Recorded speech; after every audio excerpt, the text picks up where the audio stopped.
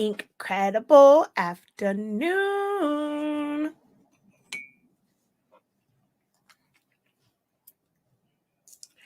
How are you guys doing?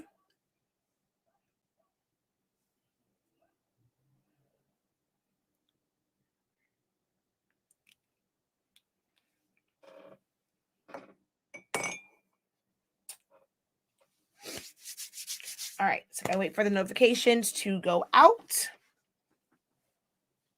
Oh, let me have the wrong one. Okay, nope. Uh-oh, I forgot to hang up a call. All righty, let's see.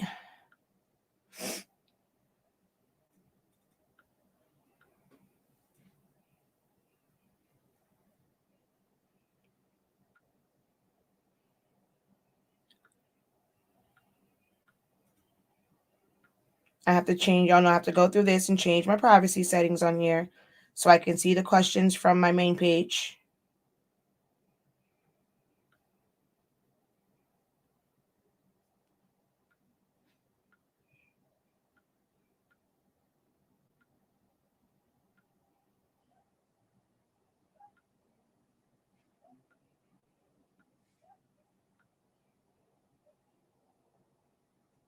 All right, there we go. Back. All right. Hola, hola, hola, hey, hola, oh. So let's get right into it. I break. So I'm hanging out with y'all right now. So whatever questions you have at it. Because this is my little happy place, and I need to be in a little happy place right now. So, help me help you to help me. How are you guys doing? Incredible afternoon. Hey there. Hello there. As Tabitha Brown would say, hey, hey, hey, hey, hey, hey, hey, hey, hey, hey, hey, hey, hey, hey, hey, hey, hey. All right. How are you guys doing this afternoon? I need to share this out too. I almost forgot because I didn't put it in my Facebook groups. I need to share this out too. I almost forgot because I didn't put it in my. All right.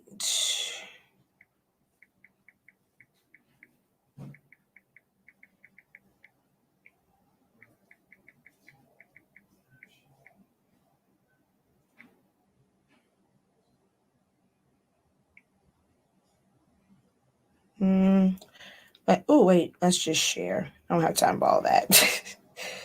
Let's just share it out.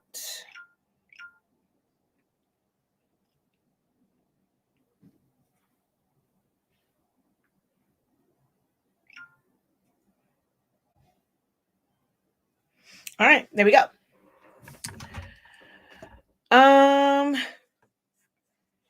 After I help y'all, I will be. Wasn't a, rough afternoon, but I know you said this several times, but what's a good printer paper for stickers and such? I have recently been using the Koala brand, or I think it might be under A Sub. They actually have sticker paper and regular paper and stuff too. I pretty much use that one, like more so now. One of the other ones I used to use, it's like papers change so much. So I used to use a different one and I started constantly getting like the pinwheels, even though I'm using like the regular printer. I was constantly getting pinwheels and it wouldn't dry. For our cartridges, the labels on here are the hold on.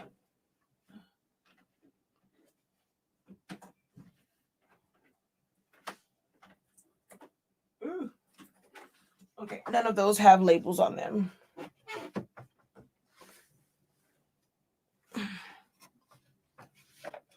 Alrighty then. Oh, and see none of my West names. But yeah, the labels we use on our West names are And then this was like our first one in the label that I made, and it's all messed up now, but it's the ones from, it's either Koala or Asa. I want to say it's called Asa sticker paper or something like that.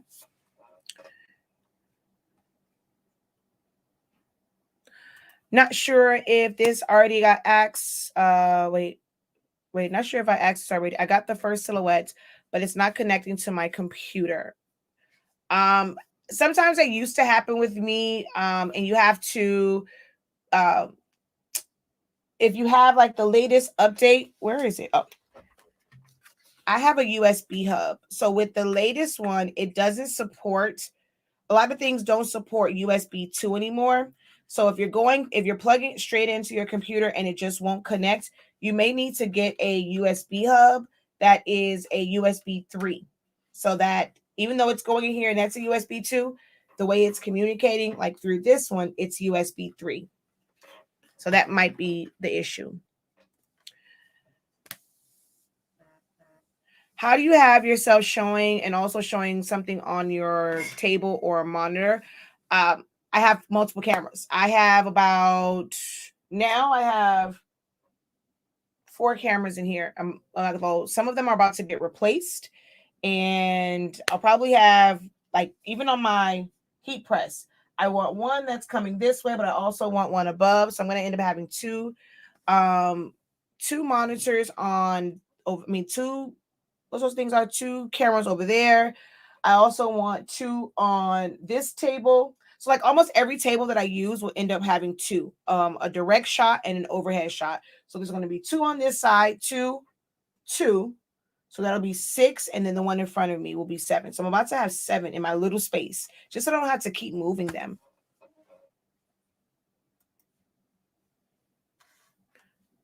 And then here it tells you like, I also have like a switcher that I can just go through, and like that's how I used to do it through it's called OBS, Open Broadcast Service System, something like that. And I'm not sure if you guys remember, a little while ago, I used to always have issues with like my internet. I thought it was just the I didn't realize like it was just the internet. I thought it was my system. Hold on.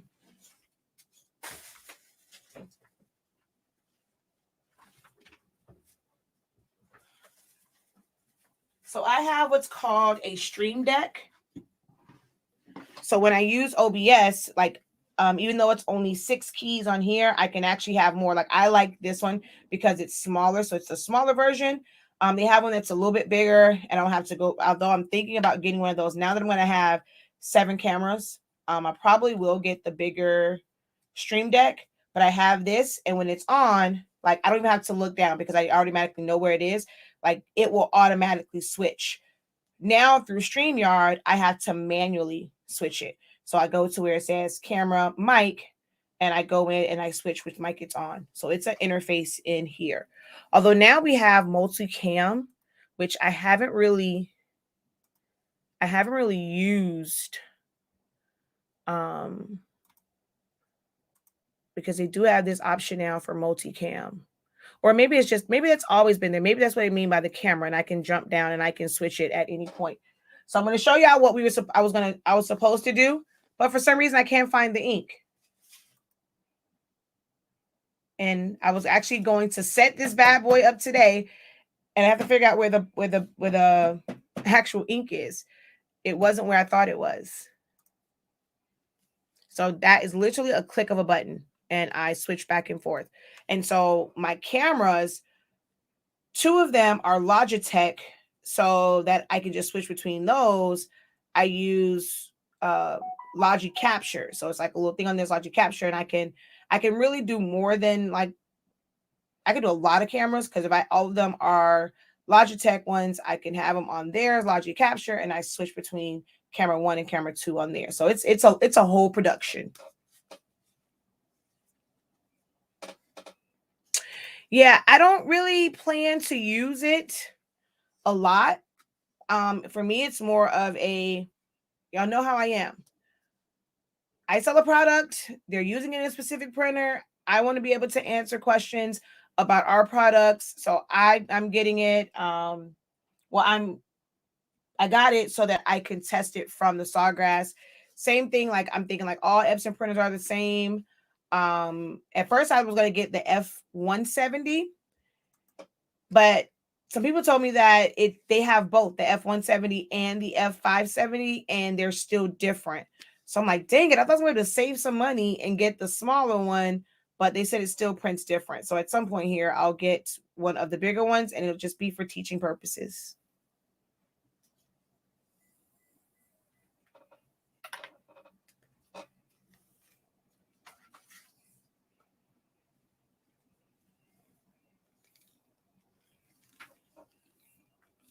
She says, dang. Yeah. A lot of cameras because I don't want to keep moving. I don't have someone to go and like follow me around with the camera and move to this spot and all that stuff. So I have to make it as automated as possible. So it costs more money, but and then like the setup is a lot more, especially in this small room. I definitely need to get my studio, but make it do what it do while I can.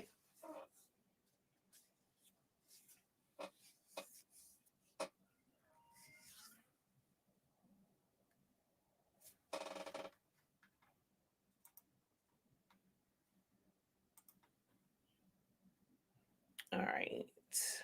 Hold on.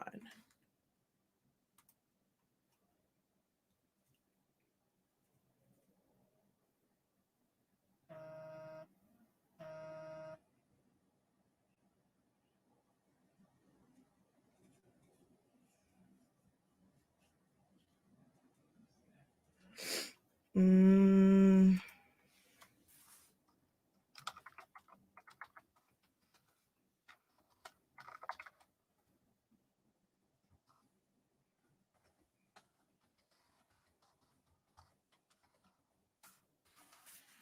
Sorry, I had to answer a question real quick. OBS, Open Broadcast System or Service.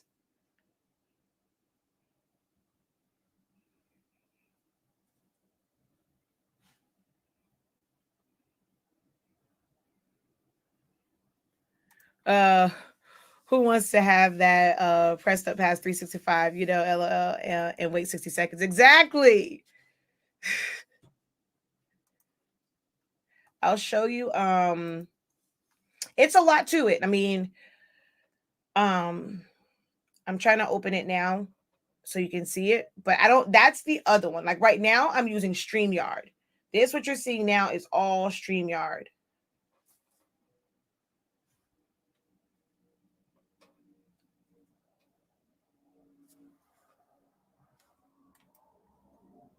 Oh, come on, open up. There we go.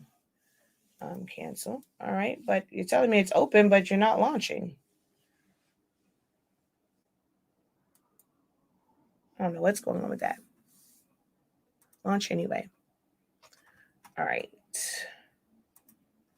So I'll show you what this interface looks like.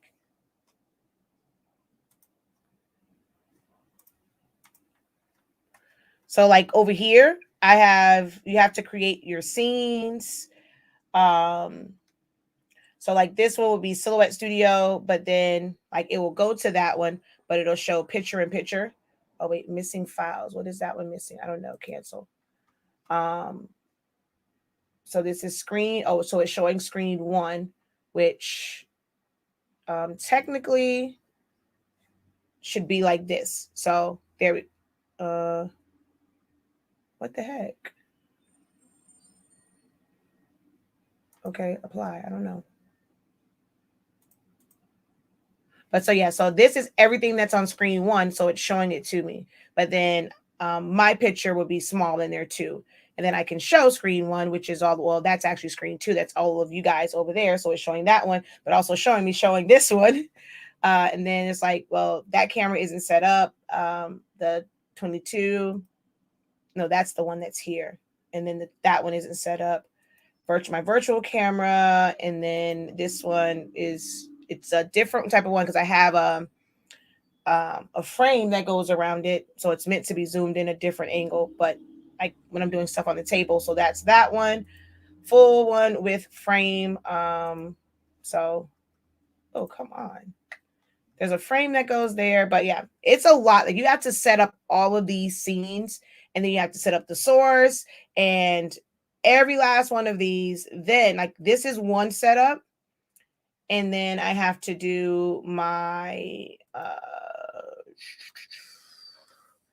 Stream Deck, which needs to be updated, and I refuse to update. Remind me later. So then I set up all of the scenes through here. So this is how it comes up on that little thing I showed you. So I'll go here, and then this is a folder. Well, let's see. So this is a folder, and then it says content. So when I click on that one, it shows me all of this. And then this is another folder. I show content, and then that's how I flip through all of them. So some of them will have a folder. I click on that, then I find it there. So it's a whole production. She say, "Oh heck no, never mind." It's a whole production. She's like, "No, I'm good."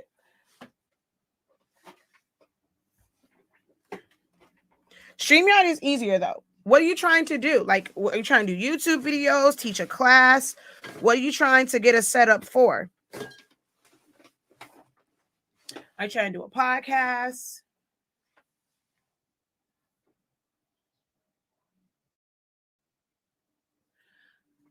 It's the same thing. So you can go to, like, you click on Amazon that's all Amazon recommendations is. So I can either do an Amazon recommendation where I'm giving you an actual like link to it, and some of the things are in the storefront, and it's just a list. So that's all it really is. So if you go on any of those and it's my Amazon list, that's a storefront. I don't have like a store on there that I sell like HSing products. It's everything for Amazon storefronts are for every, like, for you to market everybody else's stuff. Oh no, I don't teach classes on that. That's not my area. Kind of do like the basic stuff, talk about what cameras I use, but all of that I learned from somewhere else. So if you guys want to invest the time to go to YouTube and watch months and months and weeks of content and take lots of notes, but yeah, that's not my area. My goal is not to try and teach, everything. So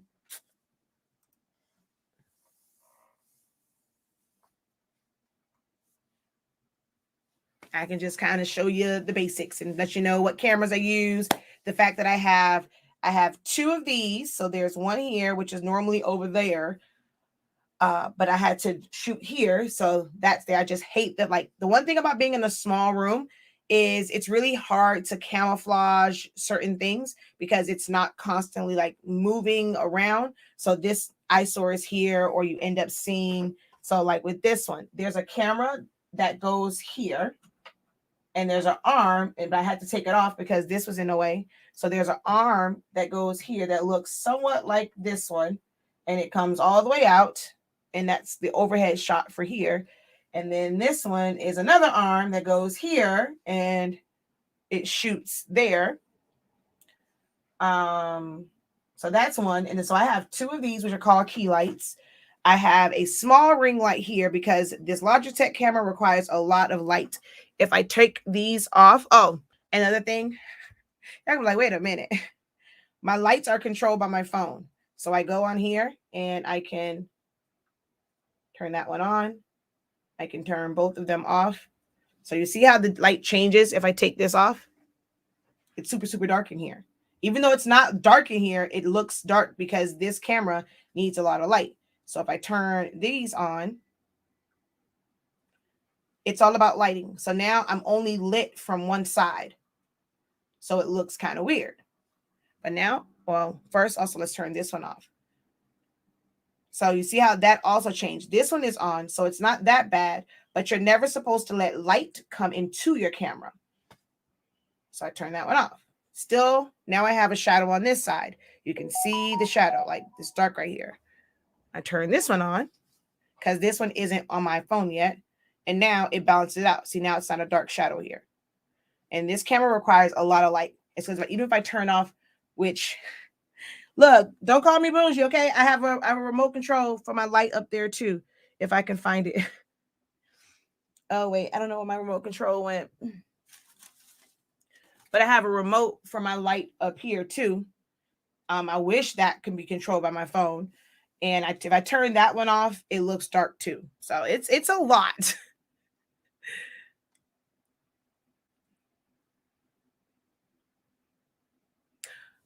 Oh, okay. So no, with that you can. I mean, so on that one, it's just the.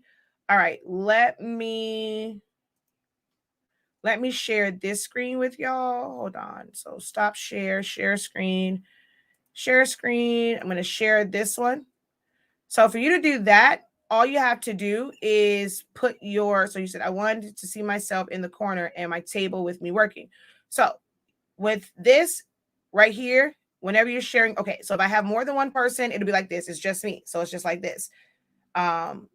And then if I go here, it will put however many participants. Our picture would be small here. So if somebody else is on with me, if I go to this one, it flips it to where this picture is bigger and then the screen share is small over here. And then you have, oh wait, I guess if you're not sharing a screen because you want an overhead, you want an overhead one. Yeah, I just realized that. Yeah, there's no picture in picture. What you could do is, well, I'll show you how you do that. You'll join StreamYard from your phone. So if I go on here and StreamYard, ooh, another shipment. So actually, yeah, so it's not this one, but here I can put myself down here when I'm sharing my screen and then you can still see me. But for what you're wanting to do, log in. I gotta now get the log in for this.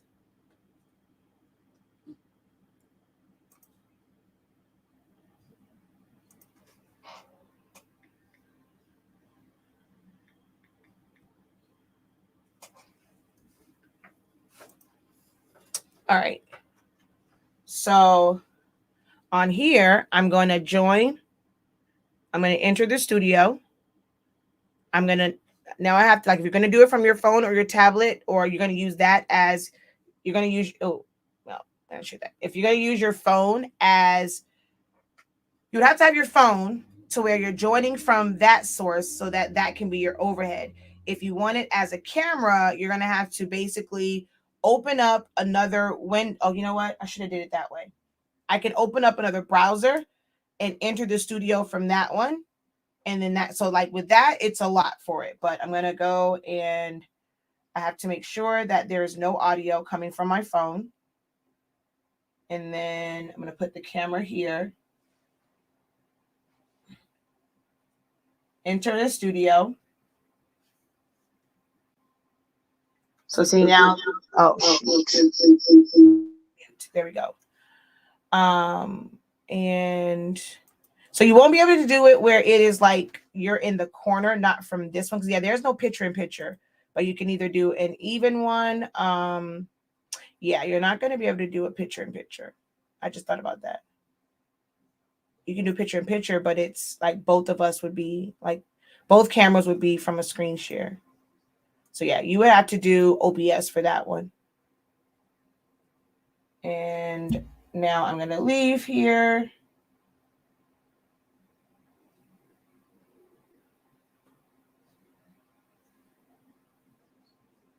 There we go. So now that one's gone.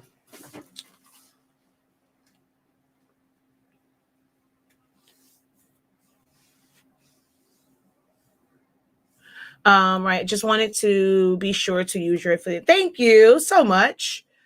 And I like to browse storefronts for things I might not have thought of or something like that. Like I really don't I'm not gonna lie. That's like let me tell y'all something. I know you guys might think that it's like an easy thing to do some of this stuff, but it really isn't. The amount of work that it takes, even when you have a team, because my team doesn't really know about like all the craft stuff. So you have to have, when you have your storefront, I have like I have an Amazon business account. So I have to go and find it and then put it on the list. Most times when I'm just shopping on Amazon, I'm using just my regular Amazon because that had Prime. So then I have to try and go to a specific one, which is Amazon Business, because you can't really connect them like that. So I have to go to the Amazon Business and then go. So it's like doing it twice. So I have to go find something. I have to go into a whole nother, like I have to go to my computer, go find it again, make sure it's the right one. Because, you know, you can search something on Amazon and then it's like not the same thing. So then I have to add that to the list, and it has to be on my Amazon business account, which is for Soulaholics Anonymous. So that's one way. And then when I have to create the actual links, when you guys are asking for stuff, I have to go in, find it. There's a little thing at the top. It gives us a link. So I can either leave the short link that says Amazon, or I take the long link. I take it over to another system so that I can label it, because when you just do the short link, it's just a short link. I take the extra step to type it out to say, okay, Amazon Sublimation ear to ear mask 1, koala glossy photo paper, acrylic keychains. So that you guys can see it and know what you want. Like when I'm like doing a list of things so you can see it, that's a whole nother step. And then I have to go and put it on my link tree or put it on a list for you guys to see. So it's a lot. It's a lot. It's a lot.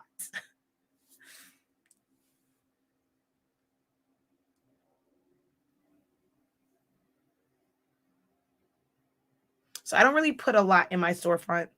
Only when I actually need it. It's a lot of and it's some stuff that just never made it because I just ordered it and I just never made it like that unless someone specifically asked, and then I'll put it on there. You really don't get a lot from Amazon. Like I used to trip about it.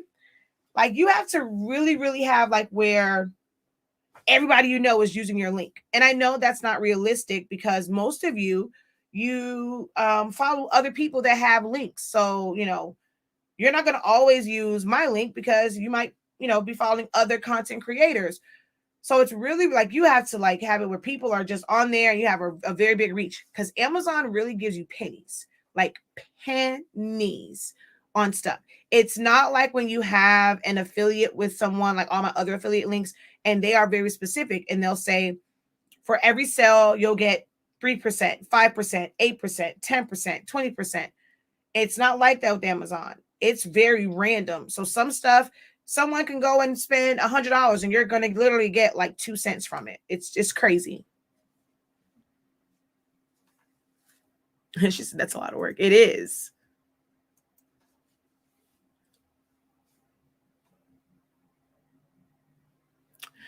In the Photoshop one, I teach the essentials. I do not go through showing you guys how to design an all over shirt. My girl Shannon over in Innate Labs, she somewhat kind of gets you started because she has templates, and that's an easy way for you to learn about Photoshop, like as far as like actually designing, because she makes it really easy. But I teach you the essentials. So I'm going to show you like what I'll just kind of go over real quick. This is a serious therapy moment for me. So at this point, you're probably going to get stuff that I normally teach in class, but I have to do it. I have to clear my mind. So y'all are going to get stuff that I probably normally would not do online. It's normally in a class, but yeah. All right. So like when I go through mine, I'm going through things like, I kind of go through some icons. Certain things you guys don't need to know. Like I don't teach it like actual photoshopping. When you're using like your blur tool and your burn tool to change colors of like flowers and stuff, or if you're going to try and take out blemishes. I think I somewhat showed the clone tool because that you may end up needing that when you are editing photos and stuff. So whenever you have like Photoshop really does teach you what things are. Like Photoshop teaches you how to use Photoshop, but you got to get in there. Most people are intimidated by it because they're not in there. So like when you go to clone and you hover over it, it's telling you click on one, and then once you move on somewhere else, it's cloning exactly what you're going over. So it's telling you what to do. If you go to your brush tool, it's telling you to brush, only thing like from here would be, okay, is it a small brush? Is it a big brush? The different types of brushes. So I kind of go over that. We go over layer styles. The one thing I like about Photoshop is, whatever layer style you have on here, like you can easily change the word. And it stays with everything. So the shadow, the line, if it was a gradient fill, if it was embossed or whatever, all those different layer styles, they stay on it. Now, if I were to do this in Silhouette, it's better to not have things as text in Silhouette, because a lot of text slows it down. So you end up converting it to path. And then that's when you add your offset to it. You add your shadow, you add this, you add that. So let's say you now need to change it to someone else's name. Well, you have to do that all over again because you can't just do layer styles. So Photoshop is really good for that because you don't have to worry about constantly changing it. Like, it just stays that way. A lot of people, once they get comfortable with like chip bags, you can easily change out a background, add certain things to it. You can have the same background and then it's a different kid, different birthday. You just click on it, you just change out their name. So that's why a lot of people like Photoshop for things like that, because you can easily maneuver through it. But yeah, my essentials, I go over it, and it's just the same way I do with essentials to Silhouette Studio. I go on the icon. Okay, this is what its function is. This is how you use it. Am I showing you an actual design? No.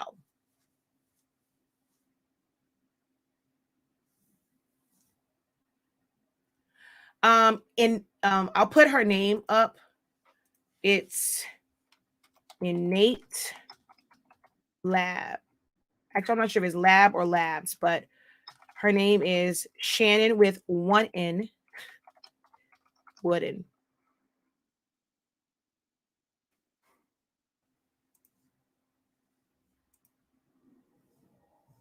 Oh, I think I spelled it wrong too. Hold on. I think I did spell it wrong. Hold on. Let me see. What did I spell it on there? Oh, no, I did spell it right. Yeah. Let's see. And that's why you're the professor. Oh, thank you, Lady Lydia, Miss Lydia. Thanks, Shakia. Don't know where I'd be if I hadn't found you. You help me mentally during this time, as well as teaching me. Y'all know y'all are helping me mentally as well right now. Teaching me so much on using Silhouette. Yeah. And y'all are really helping me mentally. Keep from having a breakdown. Let's see. Yep, she is. You'll learn more about like smart objects, which I use. I'm not a fan of them. Like, I use them for certain things, and like for graduation stuff, if you're using that, smart objects really do come in handy, but sometimes they are annoying when you want to make a quick change. And it's like, okay, nope, you can't. Nope.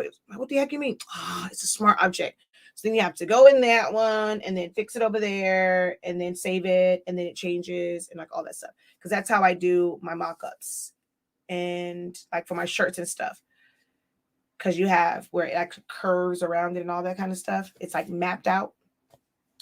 It's a lot. How one person used Photoshop, somebody else is going to use it a totally different way.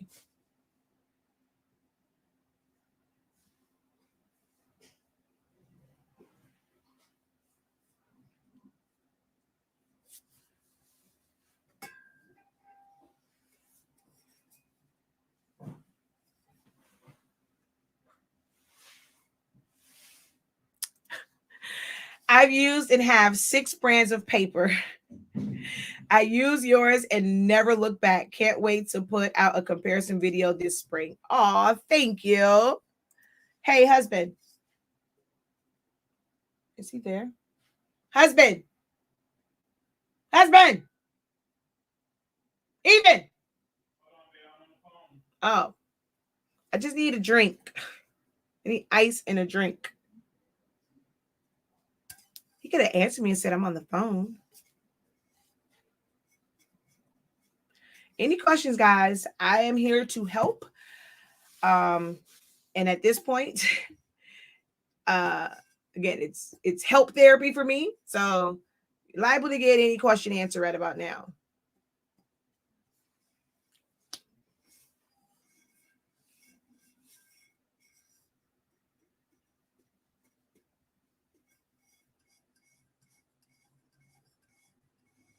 Charmaine, you gotta be careful. You know, Facebook like to play games when you use certain words. Don't get in Facebook jail.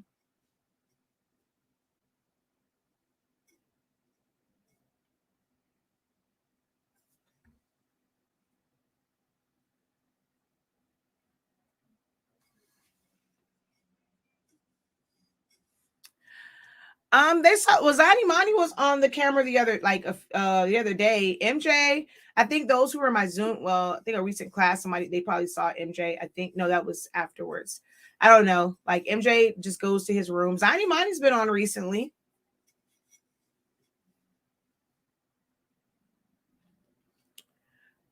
Um,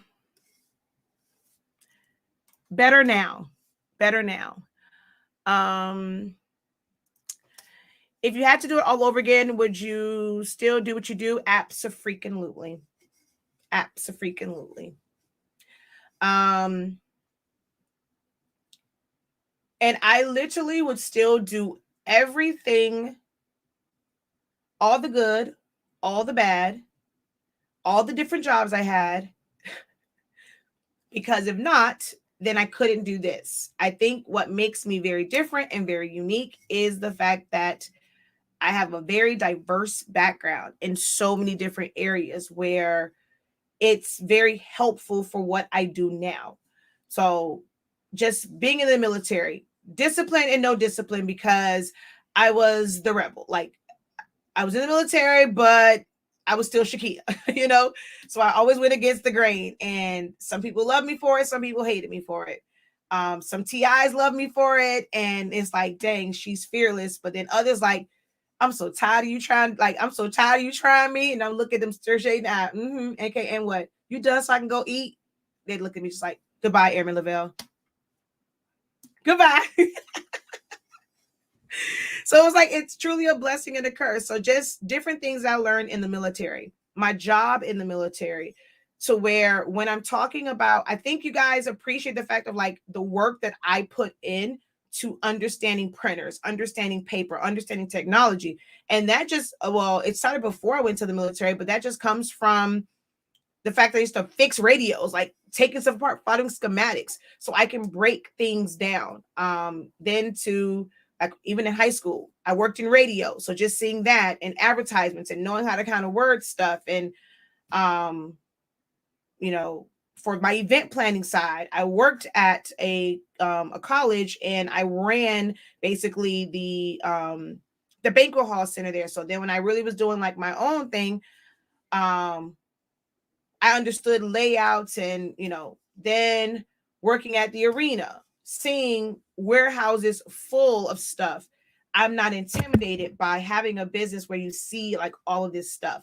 Running a stand where you have a boat for French fries, it's a different one for a burger, then it's a different one for a chicken sandwich, or if you're going to do a hot dog, that's so it's like all of those different things and being able to manage those before I manage my own business.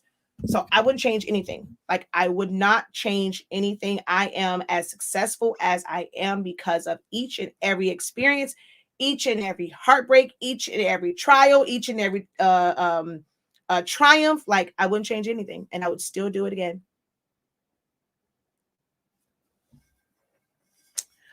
Um.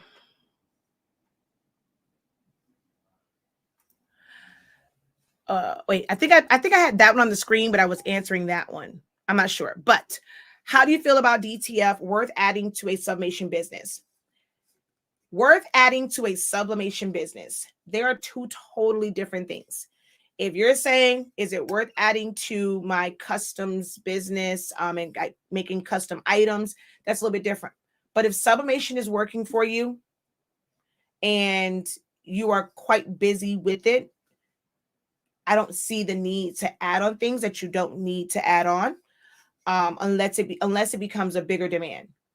If you have not gone to where you have ordered, let's say you order DTF transfer. Somebody wants something, okay, you can't provide it. You're ordering transfers. So you are able to put the design together. You're going to order the transfers and you're going to apply them. So let's say now that business picks up. Yes, when you're ordering the transfers, if someone's not local to you, you have to pay for shipping. Then that cuts into your cuts into your profit a little bit. But if it's something that's picking up, it's like, okay, I'm doing, I'm having order after order after order after order. Then you may consider getting your own. But then you have to remember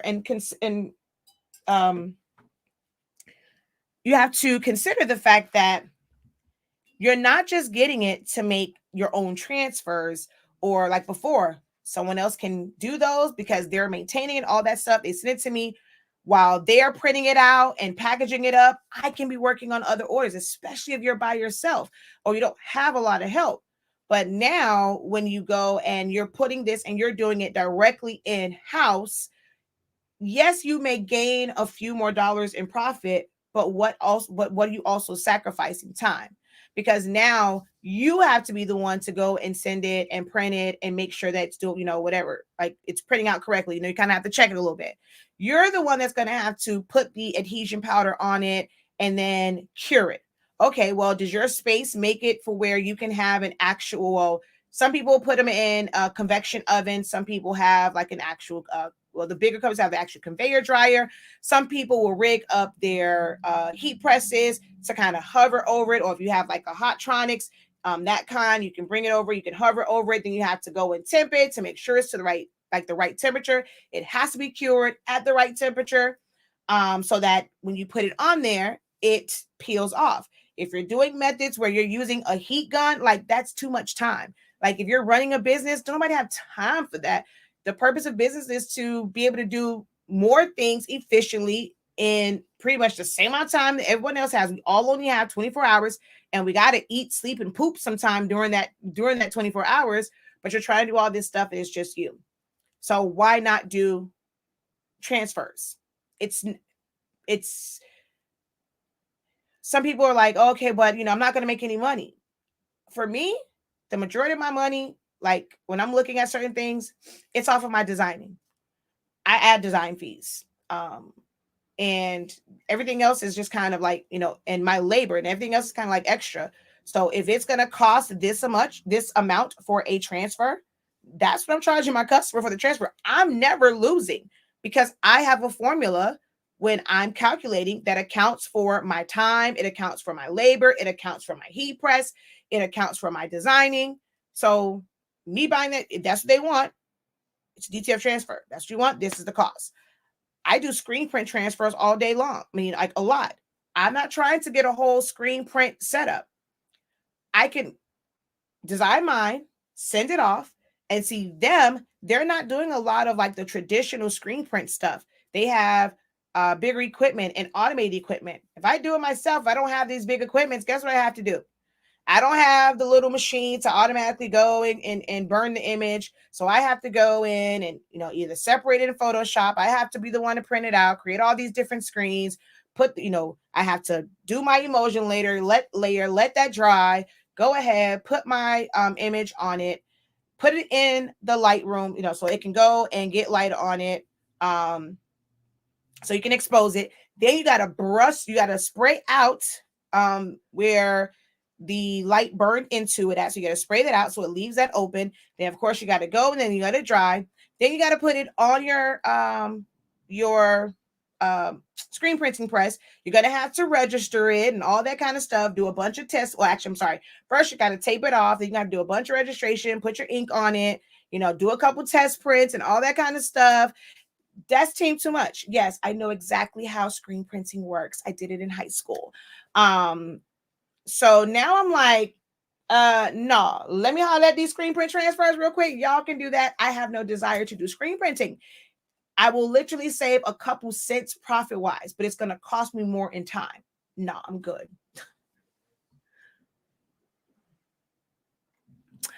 How do you manage your time? That's literally my biggest struggle. I don't have a 9 to 5.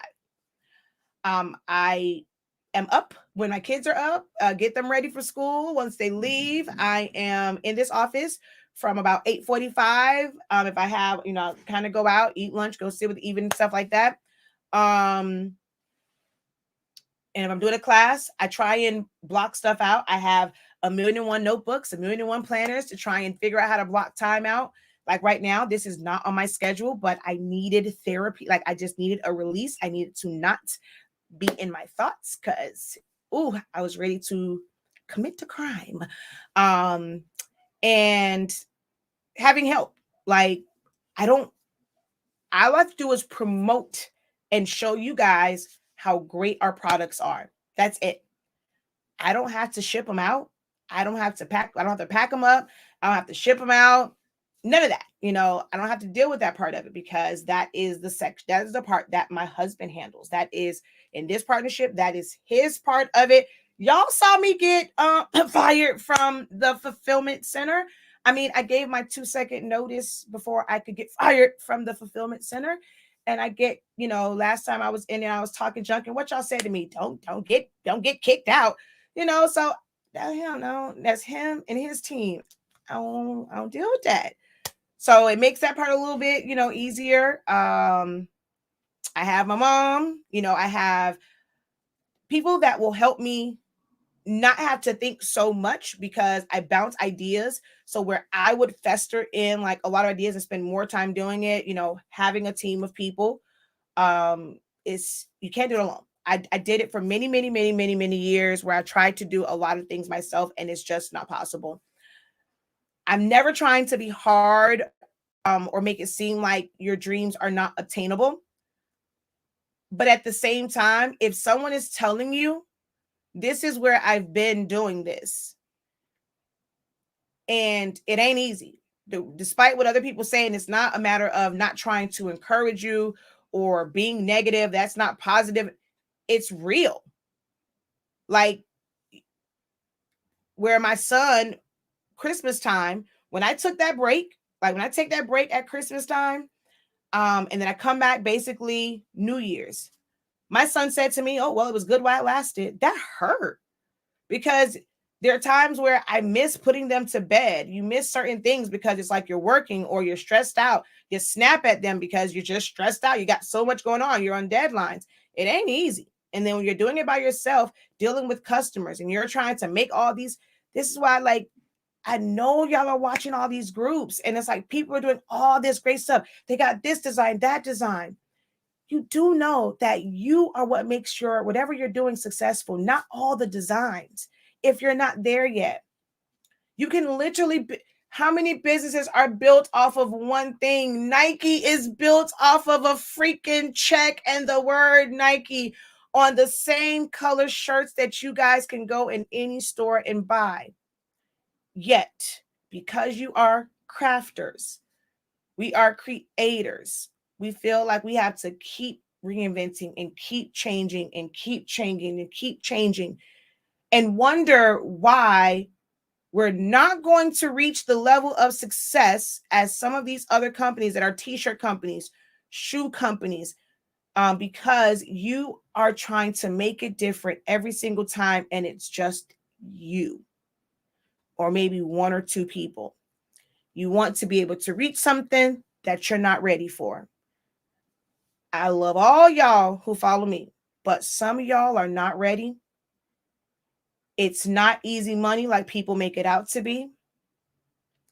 Some of you guys need to truly understand turning a hobby into a business or a side hustle. Some of you guys skip the hobby. A hobby is something that you were doing before you made any money. Some of you guys go into this and it's like, I just want to get into it to make money. And it's going to be a very steep uphill battle because you're not trying to do something that you learned and you had a passion for. I know how to do it. Now I can make it a business and I'm not learning along the way. I got an order. How do I do this? I used to try and help so much. And because I felt bad when they're like, okay, no one wants to help me. But do you know what you wrote? I have an order for this. How do I do it? Okay. Makes no sense.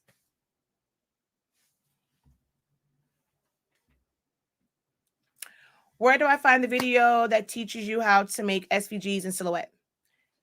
Okay. This is a loaded question, right? When you say an SVG, what is it that you're trying to make? There is no where do I find the video that teaches how to make SVGs? Everything that you design in Silhouette Studio, when you're typing it, you're creating shapes and all of that, it's an SVG. The only thing that's not an SVG is if it's a JPEG and you're just doing a trace and detach. But if I were to go and I were to create someone that looks like me, I'm going to draw out the hair, the shape of the face. I'm going to do the eyes and all of that. That's an SVG. If I type out my name, a word, that's an SVG. It's a vector file. Vector just means that it has paths. There are no pixels in Silhouette. So every single thing that you do in Silhouette that is not a JPEG or a PNG, like file that you're bringing in, is an S. It has the potential to be an SVG. SVG is simply a file format, scalable vector graphic. You know, when it goes .svg, .doc, what is it, Excel, whatever that one is, .studio, .3, whatever, .ps, EPS. It's just a file extension.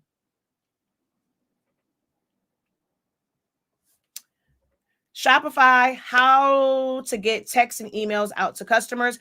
You're going, Shopify does have a email marketing. It's very, very simplistic in the way that their email marketing is set up. I am a Shopify partner. I was a part of the first ones to test segmentation. Shopify is making strides. Like, think about it. Shopify is, oh,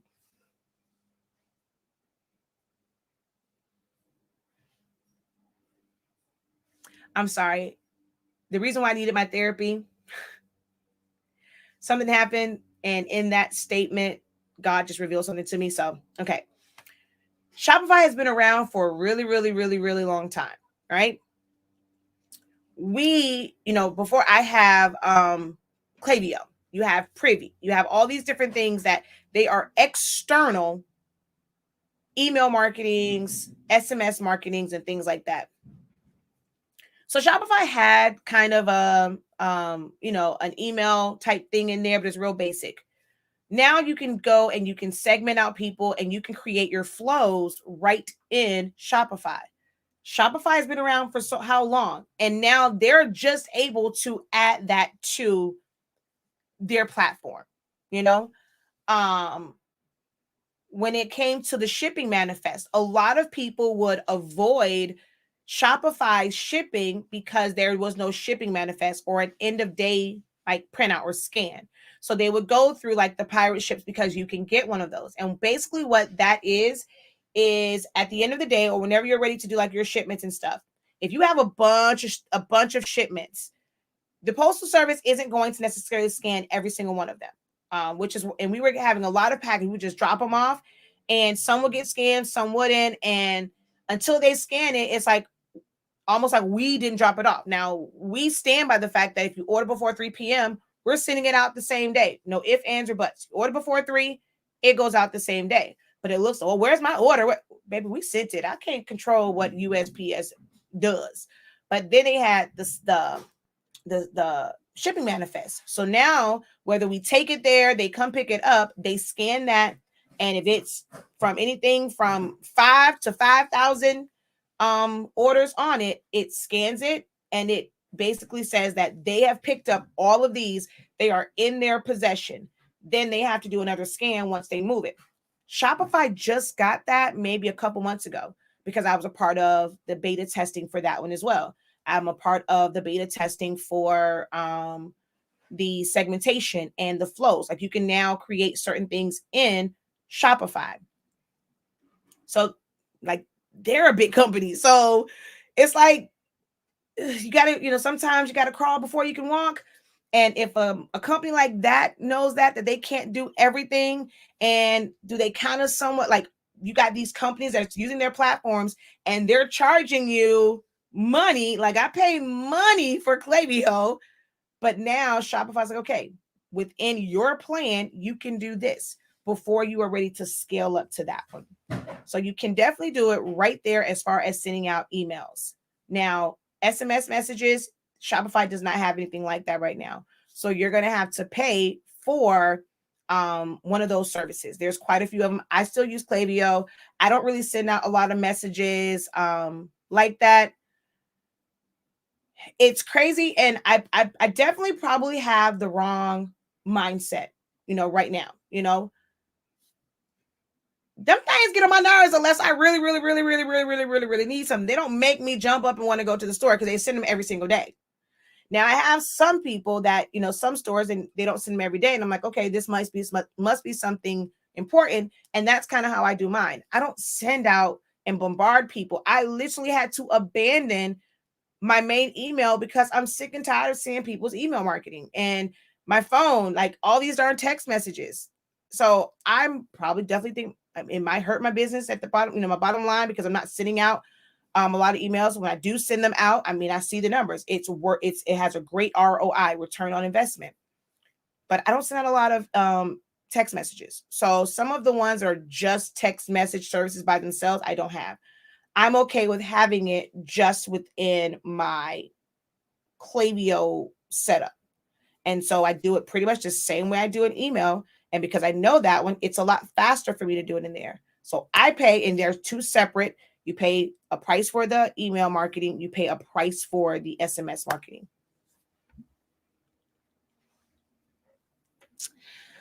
Now that's one. I love y'all. I can't give you too much on that. Too many eyes watching who gonna try and put it in a program, and I ain't got time for it. Exactly. It was all a learning curve and experience, which is what has made you an amazing person you are today. Oh, thank you. My profession before this was a CNA for over 20 years, and trying to manage and balance everything is a struggle. As far as doing an all over, it was a learning curve and experience, which how do you make as far as doing all over, it was a learning experience that made you the amazing person you are today. Oh, thank you. Wait, you came and watched from both places. Oh, thank you, Miss. I'm like, wait a minute, that's Lady's name again. I really, really appreciate all that you do to help us. You are a godsend. My question to you is, how do I achieve a brighter red? Is it truly the ink? I'm trying to use up what I have, but I may need to get HS sooner than later. Is it a pre-made design, or is it a design that you're putting the color in? Thank you for that nugget of having help. Did you know you are loved and appreciated? You bring more than business info. You bring a place of peace in the. I came on here to avoid crying. Don't do this to me. You make it fun and memorable. Kudos to you more than you know. Don't do this to me. That is my biggest confusion. How are you going to get an order for something you don't know how to do? Exactly. I just don't get that.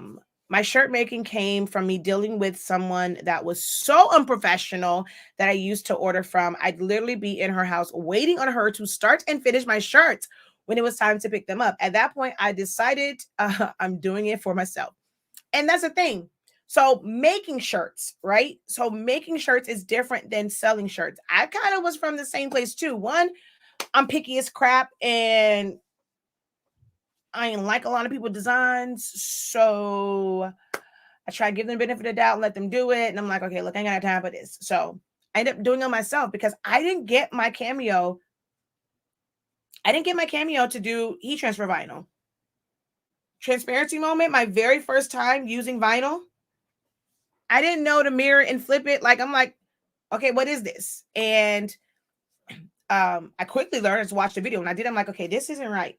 Well, I watched a video of just someone weeding, right? And pressing it. No one was really showing like the cutting part, which now I don't do as many shirts, so I don't really show that. But before, I was showing like putting it down. I have this whole video. This is how you load the vinyl with a mat. This is how you load it without a mat.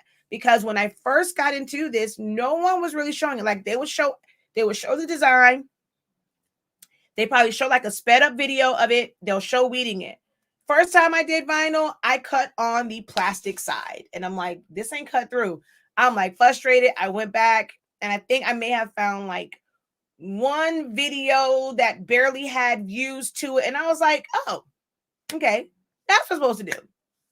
And yeah, so I first time screwed the heck up. But I ended up making those shirts for who did I make shirts for the first time? I don't know if it was myself or I think one of my cheer parents. And then the first time I made screen print shirts, they're still in my garage. Baby, them things crunchy. I know, like, and then no. So the first shirt that I made, that was kind of like screen print type deals. I made it with freezer paper, and like, because I've always used like puff paint and stuff, like fabric paints and stuff, but I wanted one that was like screen print, and I did it with freezer paper. And you use regular acrylic and you mix fabric medium in it. So that was like a science experiment, trying to figure out how much fabric medium to put in there. Man, I tell you, that shirt was crunchy. And I was very ambitious the very first time. I've showed it before. Next time I go live, come on live, I'll remember to go get it. But I want to say it was either 2 or 3 colors, and it was with freezer paper. And then I learned about doing the screen print transfers, and I brought the one kit, and I'm like, this is nothing but a frame. So then again, me just being the researcher that I am, going back to high school and all that stuff, I ended up doing like screen print ones. And I made it for my cheerleaders. But even with that, like, I was like, okay, what the heck is this? I didn't let it cure properly, all this different stuff. So I ended up making them heat transfer vinyls. I think that's probably was the first one I did. I'm like, this isn't working. And then I figured it out so that my babies can be cute. But I didn't start using heat transfer vinyl with my Cameo. I did straight paper crafting and straight print and cuts, really.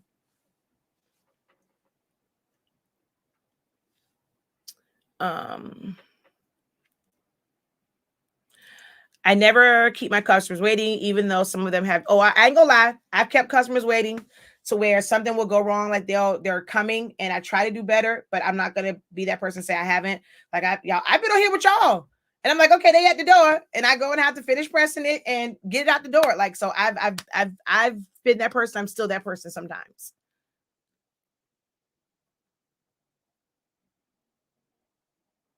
Yeah. Some use places don't scan as they go from location to location. I just opened my 7840 printer. I was going to use the chips that came on the cartridges that came with it. So, if you have not seen my video, I have videos for everything. I have a full breakdown of how. Now, do I show you step for step? No, because look, my husband told me I got to stop buying printers for y'all because there's nowhere else for them to go. If it was up to me, I would have.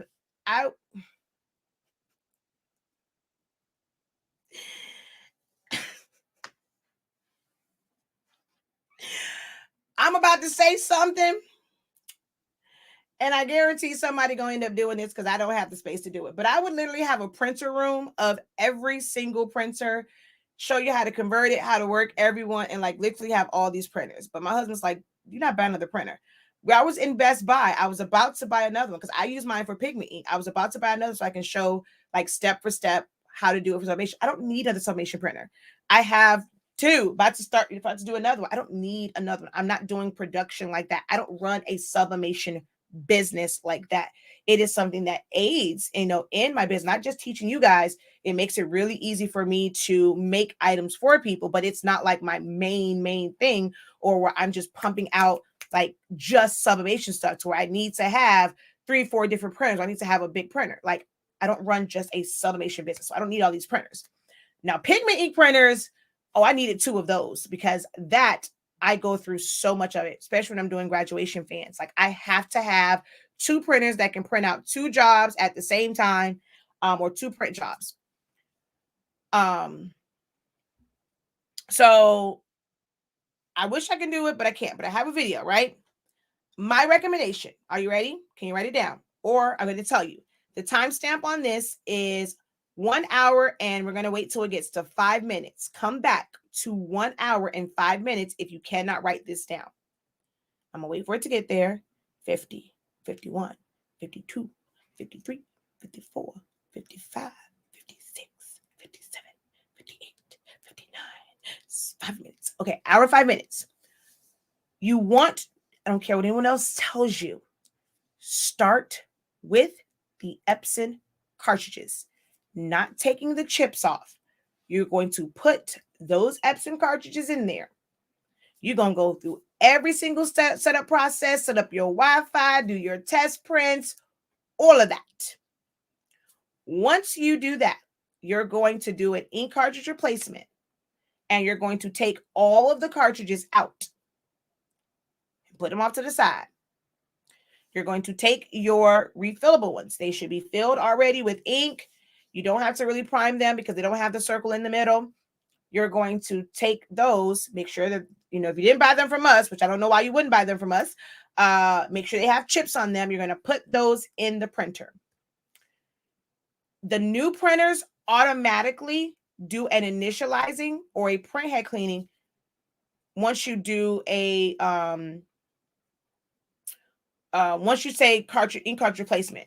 So this old one, it'll say ink cartridge replacement complete, but it doesn't automatically run the print head cleaning. When you go to print, it's going to run it, or you can do it yourself manually. The new one will automatically do it. So it's going to go and it's going to run and initialize it. That's your first one. Then you're going to, actually, you know what? No, scratch that. I did change it. Well, I'll do this way. It'll do an initializing. Then you will do a print head cleaning on it. That's going to push out any residual pigment ink, because that's what's in those cartridges, pigment ink. Once it does that, you do print head cleaning, do a nozzle check. It's printing out. You're good. You're ready to start subbing. You're going to print. At some point, one of those colors will say, cartridge not recognized. That means that particular one, that chip has now reached 0. The chips are single-use chips. You can't reset them. Once it does that, you have to then, you can do one of two things now. You can take the chip off of the Epson cartridge. You're going to have to modify, like this little thing here. The Epson chip doesn't quite fit on it. Don't use glue, people. Don't use glue. As long as you're not moving it around, it should be fine. It's not, you kind of get it on there, put it in there. It's there. Like, you're not moving it around. But you're going to have to modify it a little bit with a blade and cut off some stuff and put the chip there.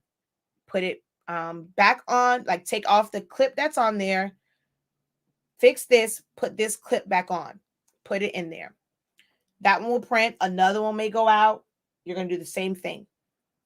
Once that Epson chip is finished, and it's that time, once the Epson chip is finished, it's going to actually give you a warning, low ink warning and all that stuff. And it's going to say the cartridge is like finished. Like, it's going to say cartridge empty or something like that. Then you take the replacement chips, and this is when you start to use your replacement chips.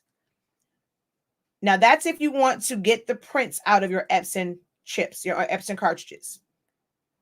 If you don't plan to have a lot of these on hand for troubleshooting, if you leave your Epson cartridges and don't use the chips, if you have like major issues and they're not, like, it's not working, you can use the Epson chips, like the Epson cartridges, to help you troubleshoot.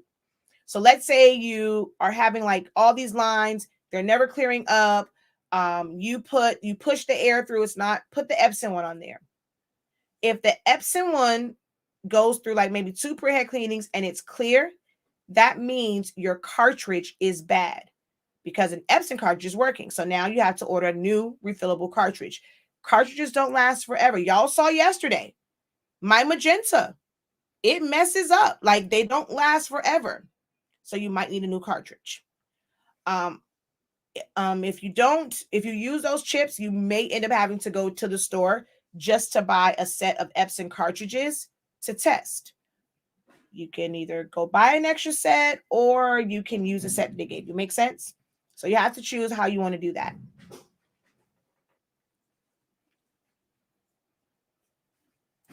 I don't like getting business texts, so I don't send them to my customers' emails work. Yeah, I'm kind of the same way. Um, do you have a class on how to manipulate or create rhinestone designs in Silhouette Studio Designer Business Edition? I have some intermediate knowledge, but I feel I can get better. I don't really do rhinestones. Silhouette Studio is not the greatest. There are programs that will have certain things where you can, like, when you have overlapping ones, it will automatically weld those, like rhinestone worlds, it would overlap, it will weld any that are overlapping. It has a certain way of, like, putting the stones within a certain field, and if you need to like offset and all those things. So it's other programs are a lot better. Silhouette Studios Rhinestone is really for basic things. Or basic shapes or simple shapes. So you can take like let me see. Let's find a unicorn.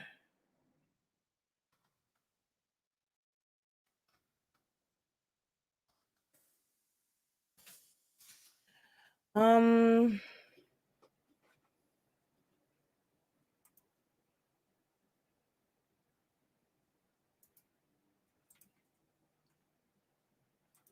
Silhouette's probably going to shut down on me. I'm letting y'all know that now because I got Team Too Much open. But I don't really teach it like that. Let's go here. This was actually, you know what? I'm actually okay with it being like this because of what I'm going to do. So we're going to trace this. You have to turn everything into a vector file. So we're going to trace it.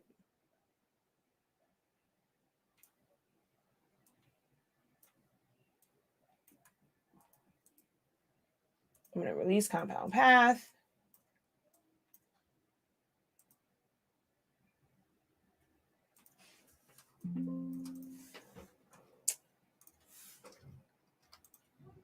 Uh-oh, wrong thing.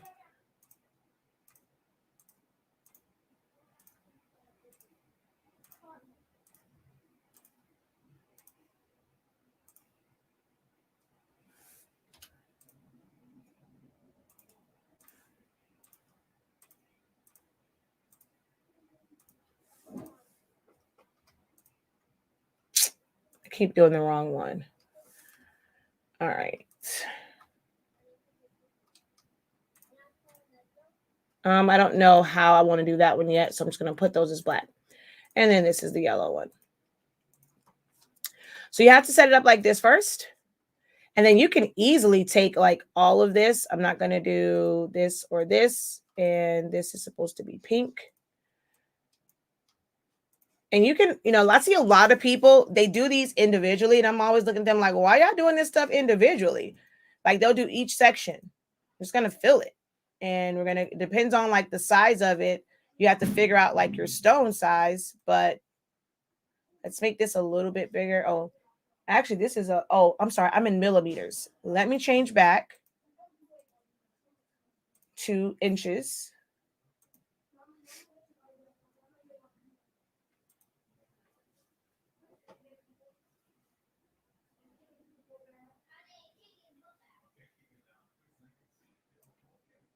So it's like 5 inches. So we're going to make it bigger so it can be more stones.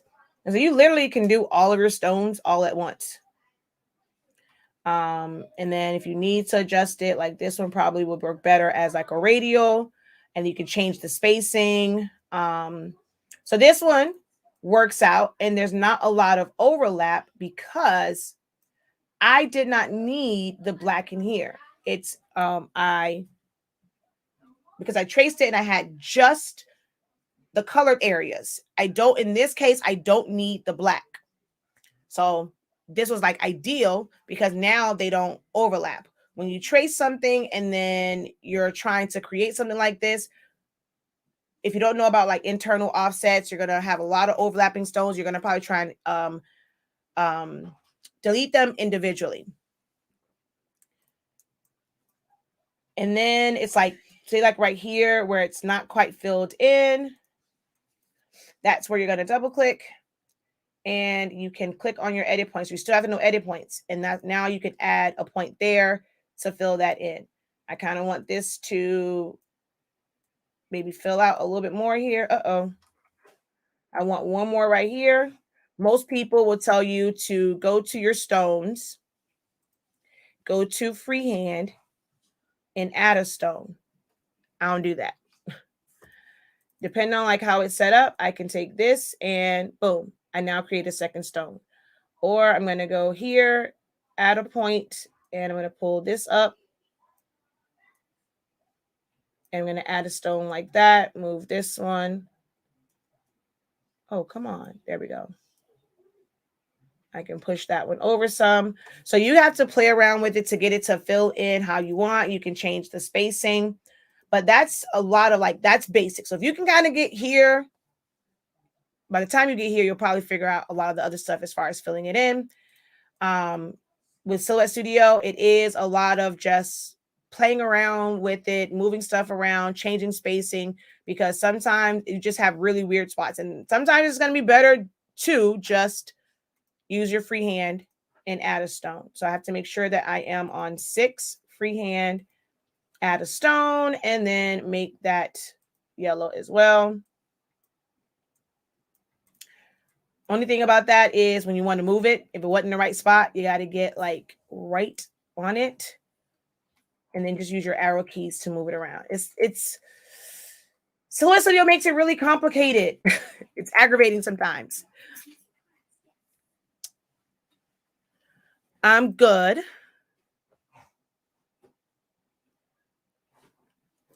Shopify is also a Canadian-based company, so their platform is completely based different from Etsy. That's another story, though. I designed the tumbler in Canva, and the colors are block. So, when you are putting your colors in, if it's not a program like really like Photoshop, your illustrators, where you can really see a really good color. I don't really dabble in Canva, but I'll show you this. So if you come over here to this color palette, if I go to blues, like I have here and I have to move this around, and all I have is this little sliver right here. But now if I go over to Photoshop and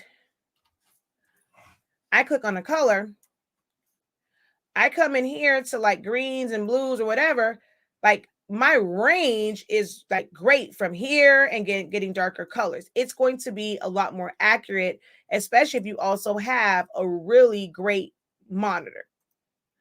A lot of the other programs, it's kind of like you're not going to get great colors because it's just a small window. I mean, you can move this over a little bit and it's going to immediately switch the RGB value or the hex code, like just a little bit, and the hex code will change. So here's a little bit different. I don't know how Canva works. If it is more like Silhouette where it's not a really good color range, your colors are going to be off. That's where color charts come in. I cannot stress it enough to use the color charts. If you don't have one, you can go to our website, go under Essentials, or just type in the search. You want to take your color charts, print them out, sub them onto fabric. I have it on fabric. I have it on paper. I have it on mug, not a mug, on a tumbler. I've seen some people put it on like the metal photo frame so they can have it on like on a magnetic wall. I have them printed out on my regular paper for my pigment ink. I use color charts for everything. As a designer, even though you have these color charts in Photoshop, a true designer, especially if they're going to send it to a print company, yeah, you can go into CMYK mode and all that. True designers are going to use Pantone colors, which are universal. It's very rare that like when it's like, especially for branding and stuff like that, they know the specific color code. You have so many different color libraries. I have a totally different, like on Illustrator, if I go in there, I have a totally different color library from my Roland. It's different than like your standard colors. So true designers are using universal ones that are printed out and they can see it. So I paid, let me see, I'll show you guys. You want to know how much a color chart cost? Let me go to Amazon. And hopefully this like doesn't scare you guys or deter you guys from wanting, like sometimes I feel like me trying to share knowledge also kind of scares you guys.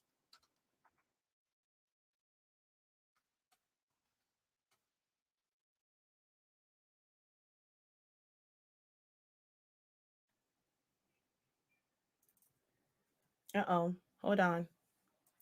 Where'd it go?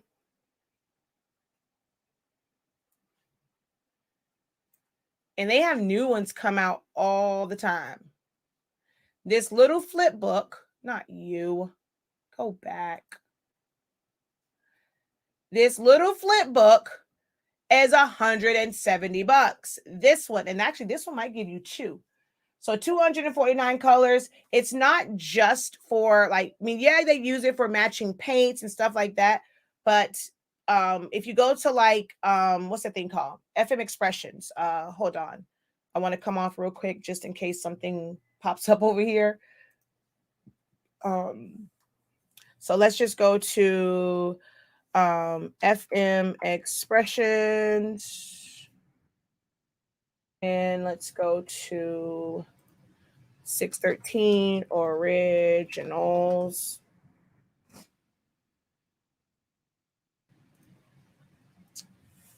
So when you're going to like these sites, they're going to tell you like they'll have their own colors. I'm just going to go to the 15 cent, the one color. These are spot colors. These are all like you'll see this. These are their available stock colors. This is all they can do. You can choose any other color that you want, but it is. Wait, did I have it on here? Wait, they'll tell you that you can mix to get it like any exact color as far as like a Pantone color.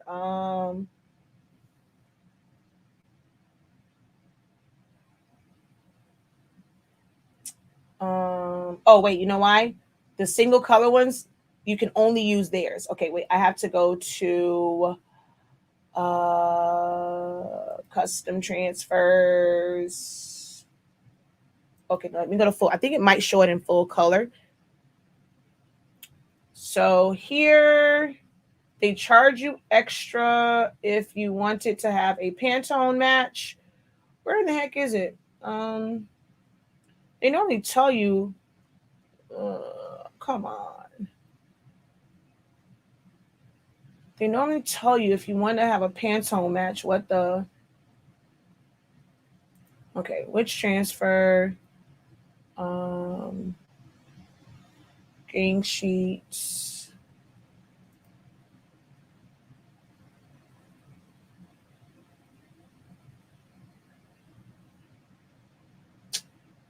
Let's see if 613 says it. One of them says it like if you want to do a Pantone color match, it's like it's extra.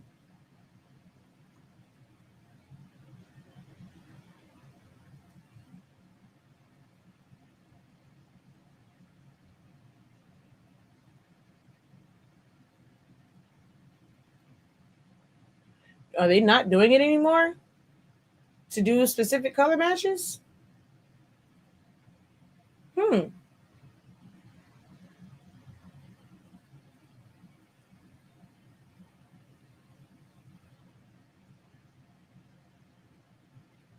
Are they not doing color matches? Maybe not anymore. I don't know. But before it'd be like, okay, if you want a specific color, and it's like it's a flip book, and it's this Pantone color charts are basically universal. It's like universal language for color, and they can easily mix it based off of what the Pantone, like your Pantone charts will give you like HT of RGB values. Sometimes I don't think they have hex codes, but they have like different values on it. Yeah, so yeah, it does have the HTML code, RGB values, and then the Pantone, because most things are done with, some of them are very basic, cyan, magenta, yellow, and black. Like, how do you mix those colors if you're doing CMYK?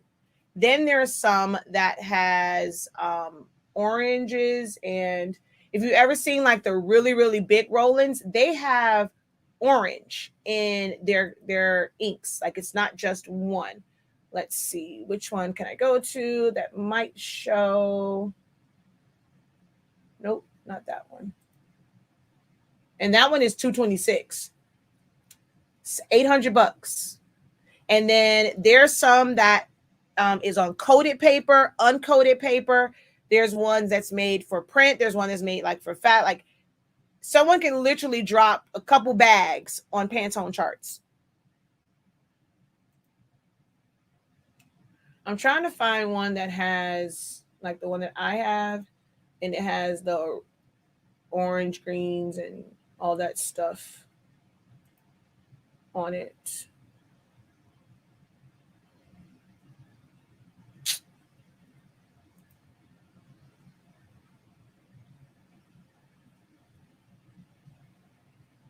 Oh, come on. Au contraire. But yeah, I mean, you can go and look up color charts because it's going to be hard for me to find the one that I'm looking for. Yeah, see, these all have just the, and now mine is in the garage. Yeah, see, these are uncoated. So depending on the paper, how you print something depends on the paper. Glossy paper takes ink differently from matte paper. Uncoated paper takes ink differently from coated paper.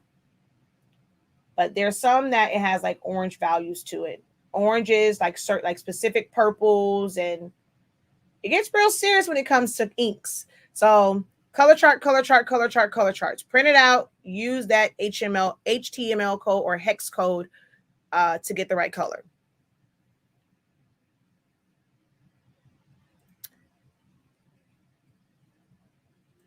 You really do bring life in moments of chaos. I'm not on all the time, but when I do, you always make my day. Oh, thank you. Definitely give the video a thumbs up. I remember those early days with you. I have a Silhouette beginner screen print kit, and it's still in the box. I didn't like Silhouette, and I actually took it back. I don't want them hanging out in my house. Wait a minute. He didn't come back. Speaking of hubby, he didn't bring me no drink. That's all right. That's my key at home now. He gonna get it for me. Makai Jeremiah. Can you Chrissy not here?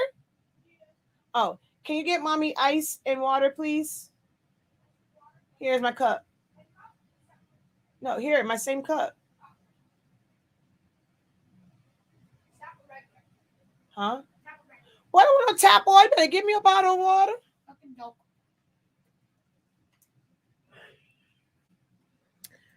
I remember you did a live on YouTube a while back. You taught me how my ET 15,000 could print longer. You made my life so much easier. Thank you. You are very welcome.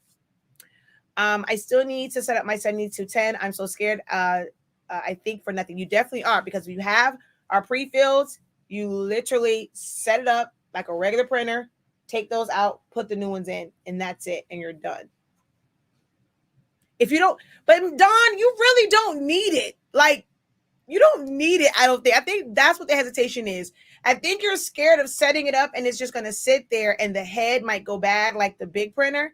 If you really don't need it and you're not utilizing now, and it's not like, okay, because if you really needed it, you would set it up. So I think that's what it is. If you don't mess up that, like, don't put ink in it if you're not going to print from it. You might be more scared about messing the head up like on the Miyake. Thank you so much. You are the best. I ordered the chips from you, just waiting for them to arrive. Thank you. Close the door. I finally used that bomb HS tacky paper. Yay. Yeah, sure cuts a lot is good for rhinestones too. Set up normal computer ink, then switch it to the type of ink. Yep, if it's pigment, just change each color at a time. Yep.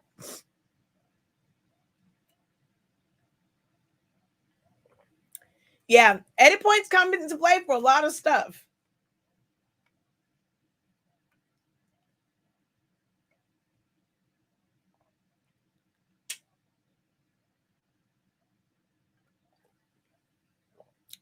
I'm glad that you are able to catch me live.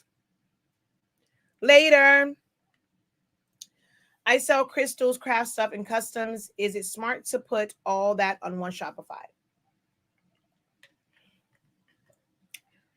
Do you already have a Shopify? Do you currently have all of it on a Shopify?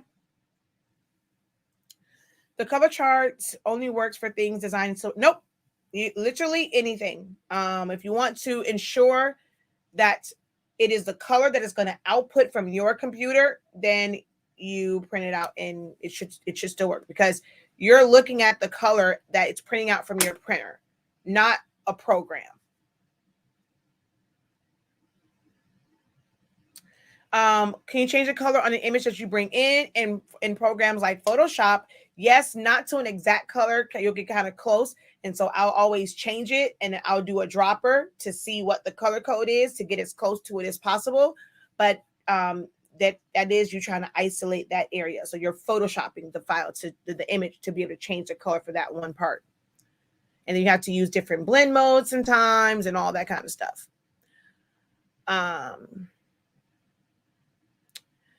That's what I got. So next we set up, but not wireless. Hoping it was wireless. For FM expressions, I think when you go to upload, oh, okay. Yeah, I know like they ask you about Pantone Colors, but I couldn't remember where it was at.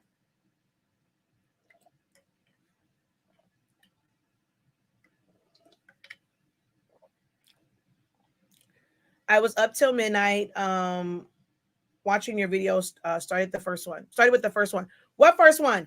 My first YouTube video? You watched my first YouTube video? Like Silhouette or HS Inc? Seriously? You went back that far? You're dedicated.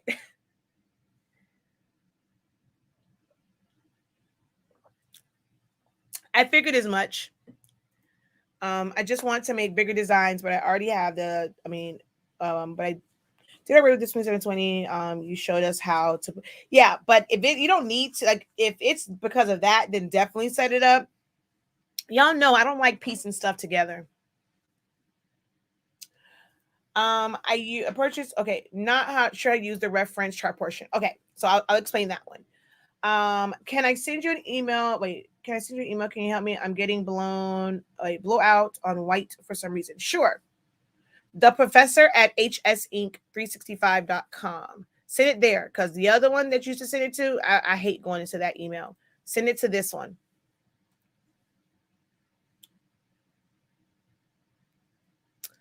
So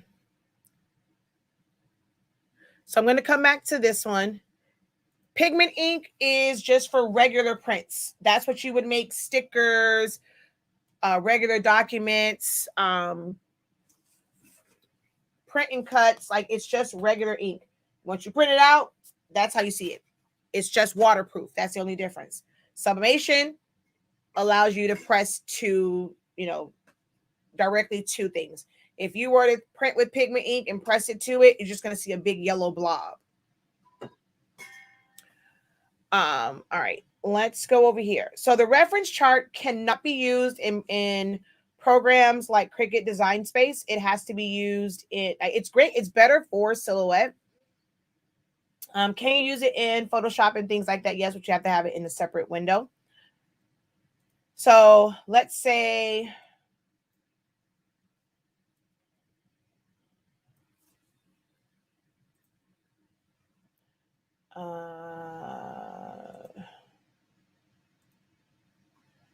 all right, we're gonna go file. It's really going to shut down on me.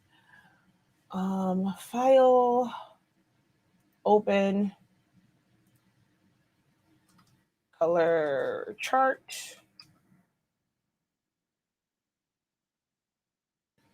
and I'll open this one because it has the reference chart on it. For me, the reference chart has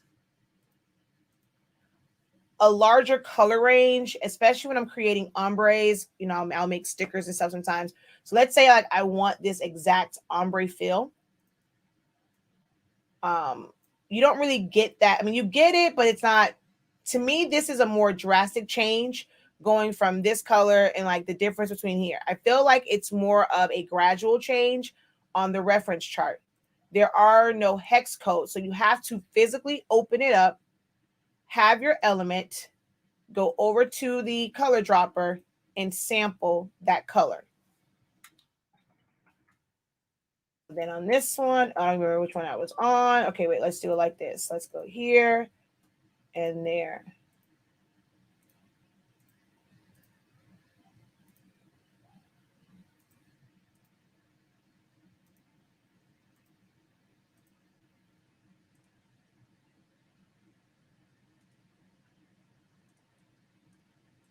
Okay, I think, wait, 1, 2, 3, 4. 1, 2, 3, 4.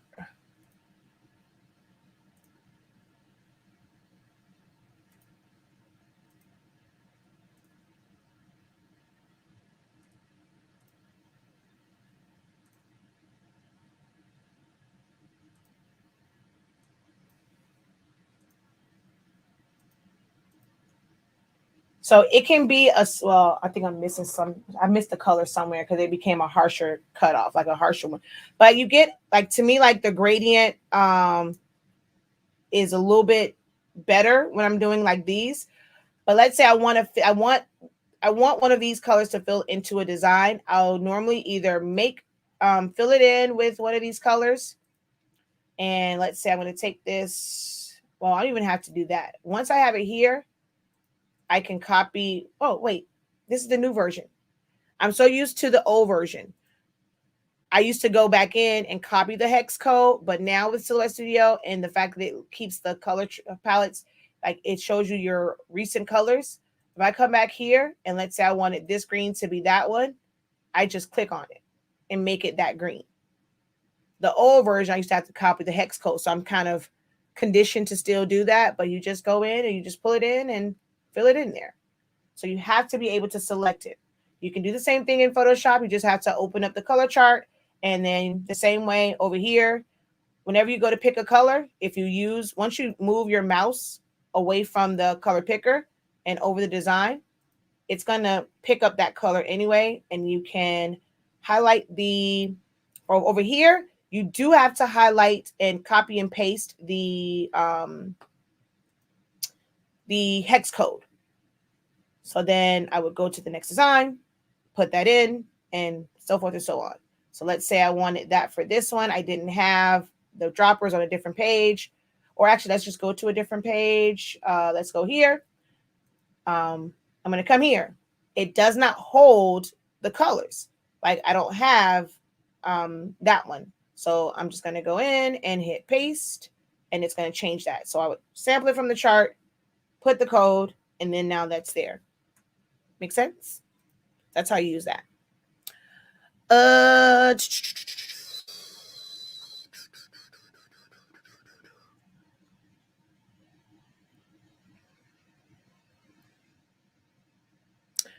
Oh, you sent it over there already? Okay, don't worry about it. I mean, you just sent it, so I should find it easily. All right.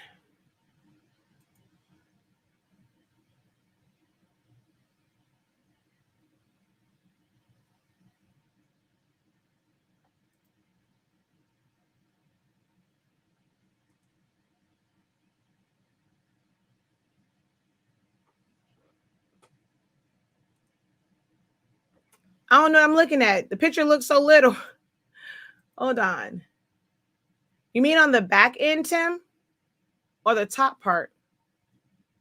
I mean, I see where like there's more color from the bottom than it is from the top. But did it mess up? I don't know. Is it specs? I can't tell. Or is it just darker down there and lighter at the top? Is that a onesie? What kind of what is it? Oh, you said it's a pillow.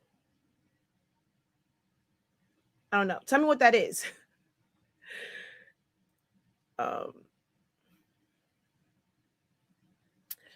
Essentials to Silhouette Studio is not okay. It's not something that's going to teach you like a project or anything like that. I'll give you a little sample of what essentials. Let me open up.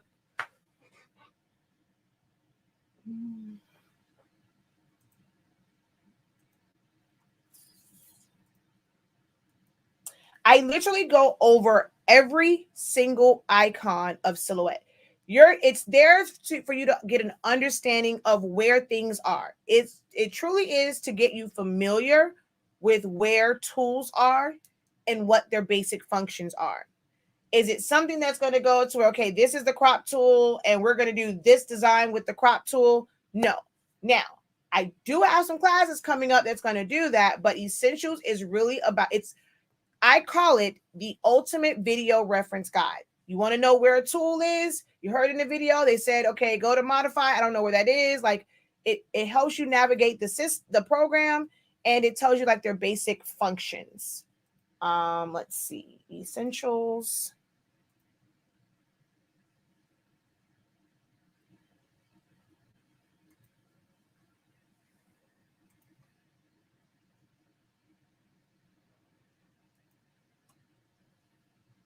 Probably still gain a lot of knowledge and things you probably didn't know about Silhouette.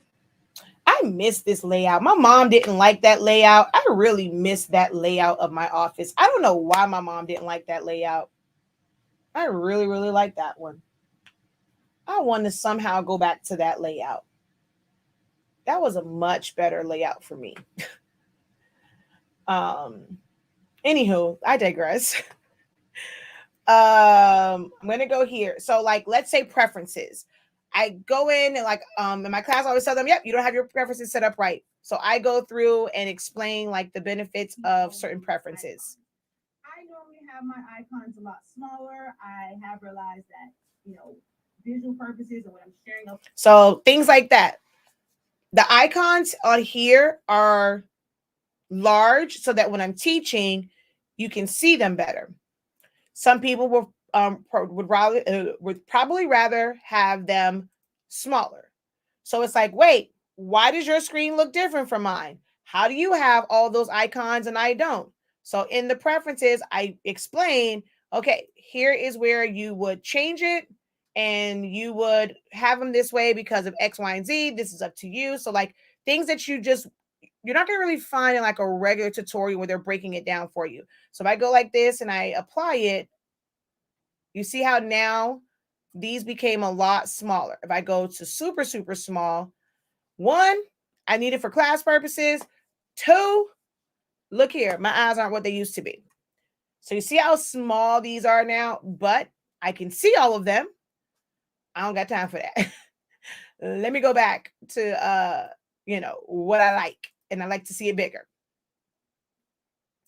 So see now it's like that. Different things like so I'm trying to just jump ahead. So I go through each of those icons. This under general, this is what these mean. Under defaults, you can set it up this way, display. You go to import, how to set up your tools. And this one was like, just why am I going on knife tool stuff here? I don't know why.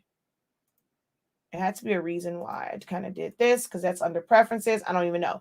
Maybe it's something with I go through the library, how to merge in, how to open a file. So the design page setup. So understanding the setup of it when you go over here. Let's break this down over here. We're going to start on just creating a design. I am one where I don't really like designing on my design page. Ever. I normally design all over and everywhere else except the design page. I normally bring it back to the design page once I'm ready to either cut or print. But when I'm setting up, I don't like being restricted to this area. So I design everywhere else, and you can definitely do that. Unlike Photoshop, where you have to design within that mat, on that mat, this you can design wherever you want. Sometimes you may push something out so far If that happens, right here at the top is your zoom in and out using your mouse.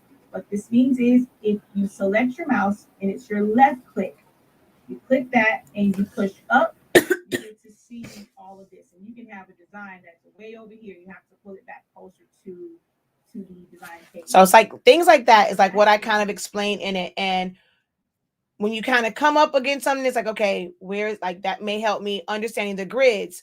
Why does it move that way? Because it's snapped to grid. So I'm showing you all of these different things. It's not meant for you to try and learn it all at one time. You can watch it, you take notes. You watch it, you take notes, and it will help you navigate the system better and things like that. We go through the color tool and the line tool and using transparency, way that you'll use them, tracing. I have this whole thing where I break down tracing. Part five tracing. That doesn't look, oh, that is tracing. I must have talked, somebody must have asked a question. And so I go through a bunch of different ones and I show you about tracing things that are color, that are not color, black and white, trace and detach. So it really breaks down all of like the basic, all of your essentials. So it's all of the essentials.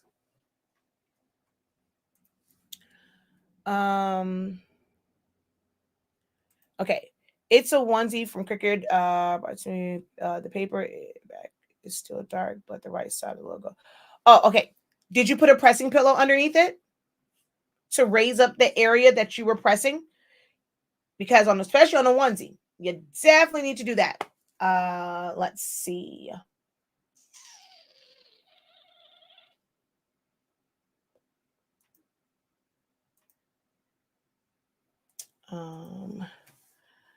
Honestly speaking.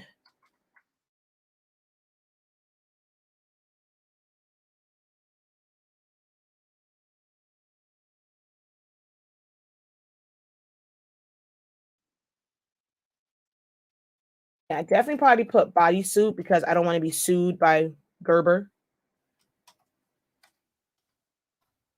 I probably didn't put onesie in the title.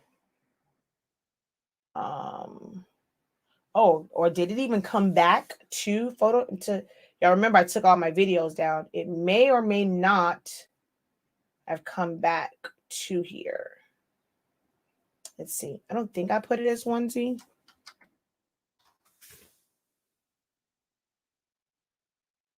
Okay, yeah. Then it didn't come back. I have so many freaking videos. Yeah, I'm gonna have to probably bring that one, go back in and take it off of private.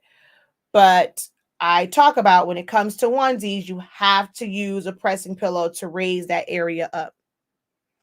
Oh, well, if you use a pressing pillow, resent a new pick. I'm not sure then. I mean, then that's something on your pressure on your paper, on your heat press.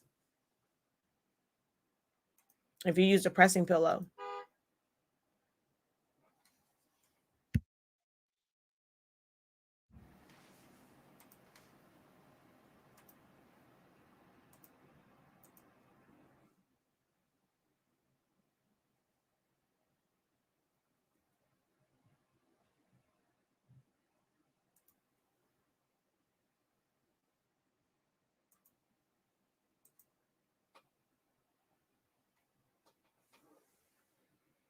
Oh, I see that. Did you use a pressing pillow that had Teflon? Was it just the green foam? It may be whatever was like in the middle of it, or like, well, might be from the pressing pillow. I really can't tell like why that happened. Was it something that only happened on a onesie? Did you take that same image with the same pressing pillow and put it on a shirt? Did it do the same thing on that shirt? Is it doing it like on all substrates? If it's not doing on all of them, then it's something specific to what you're doing with the onesie. I'm an Adobe girl, the same way I'm an Android girl. I don't do Apple. I am an Adobe girl through and through. I don't do Affinity. I have the program, yes, because I paid for it, so it's on here, but I don't do Affinity. I am an Adobe girl through and through.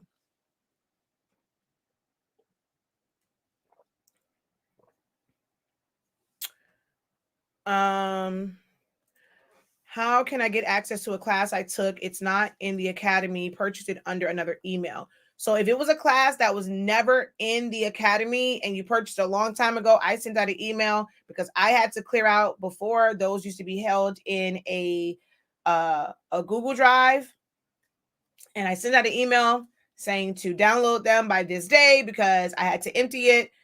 So if you didn't download it, whenever I get a chance to actually edit them, because I can't put them on my academy site, you'll have to wait for that. Yeah, if it's a class that just was not originally done on the academy, you won't be able to get access to it if you didn't download it.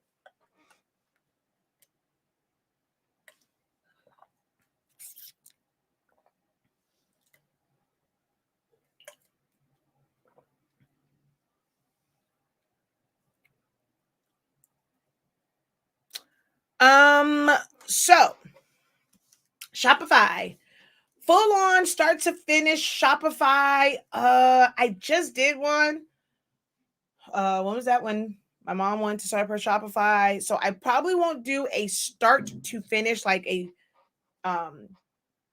for beginners or start your Shopify, like you haven't done anything in there at all. Well, not at all. Won't do that anytime soon because I just did one. Depending on when I did that one, it'll probably be like 6 months after that. But I do plan to do one for Saturday, and that's what I was actually designing, was the thumbnail for it.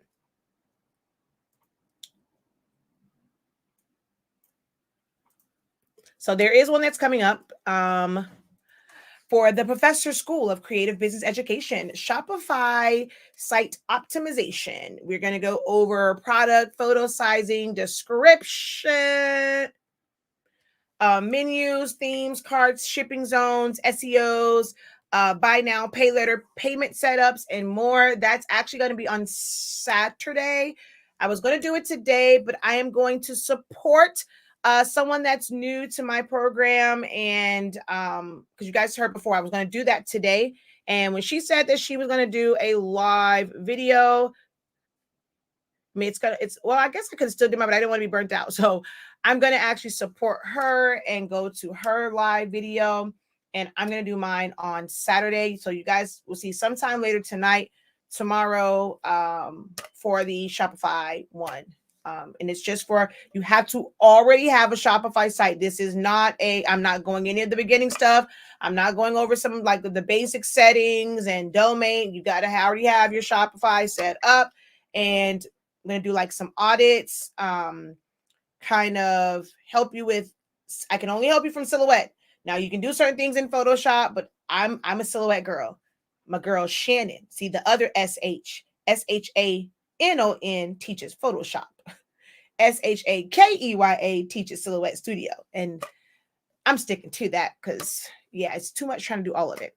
But yeah, on Saturday, I will be doing a Shopify site optimization session where I'm going to show you guys how to basically mix a little bit of my Shopify class with a little bit of my Complement Your Small Business, showing you how to get your pictures all to the same size, going over descriptions, setups, especially shipping. Some of you guys are doing shipping way wrong.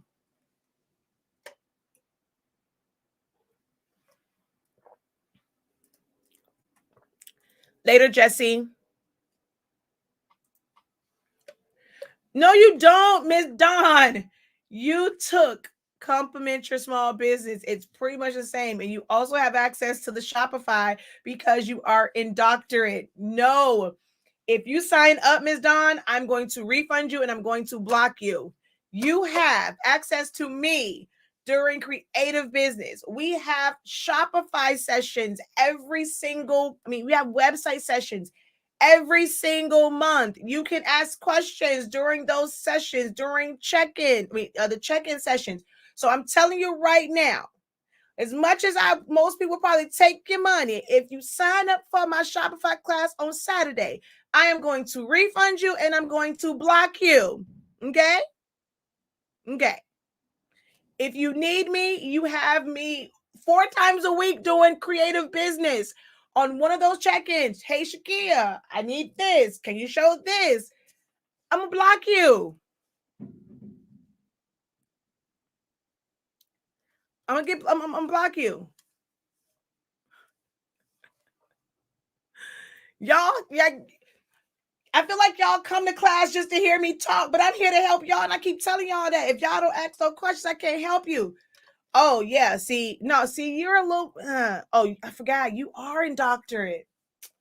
You going all doctorate students gonna get blocked from Saturday. We got a whole session Tuesday. I'll even be nice and I'll do one in the morning, in the afternoon, and I'll do an evening session on Tuesday. But y'all better not show up to class on Saturday. I'm gonna block y'all. I'm gonna block y'all.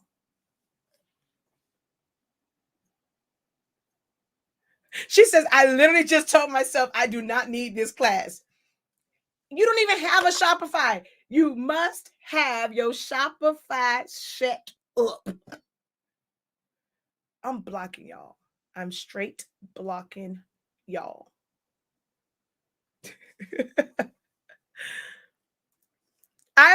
For real. I'm gonna go through the emails and I'm gonna tell my admin, look, if you see any of these names come up, refund them and block them.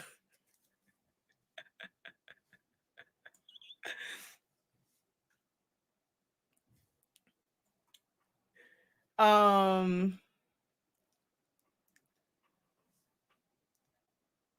right, let's see.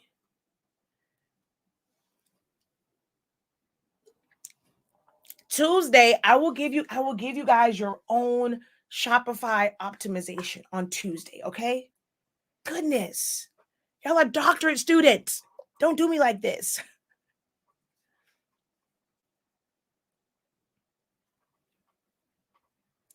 Yes, exactly. Look, I'm right here with you. I be sneaking and registering for classes. Y'all get my nerves. Oh my God. Yes, please. In the next one. Look at Dims. Oh my gosh. Okay, but let me go back to I'm gonna help you now though, right? Because it might help someone else. So your question was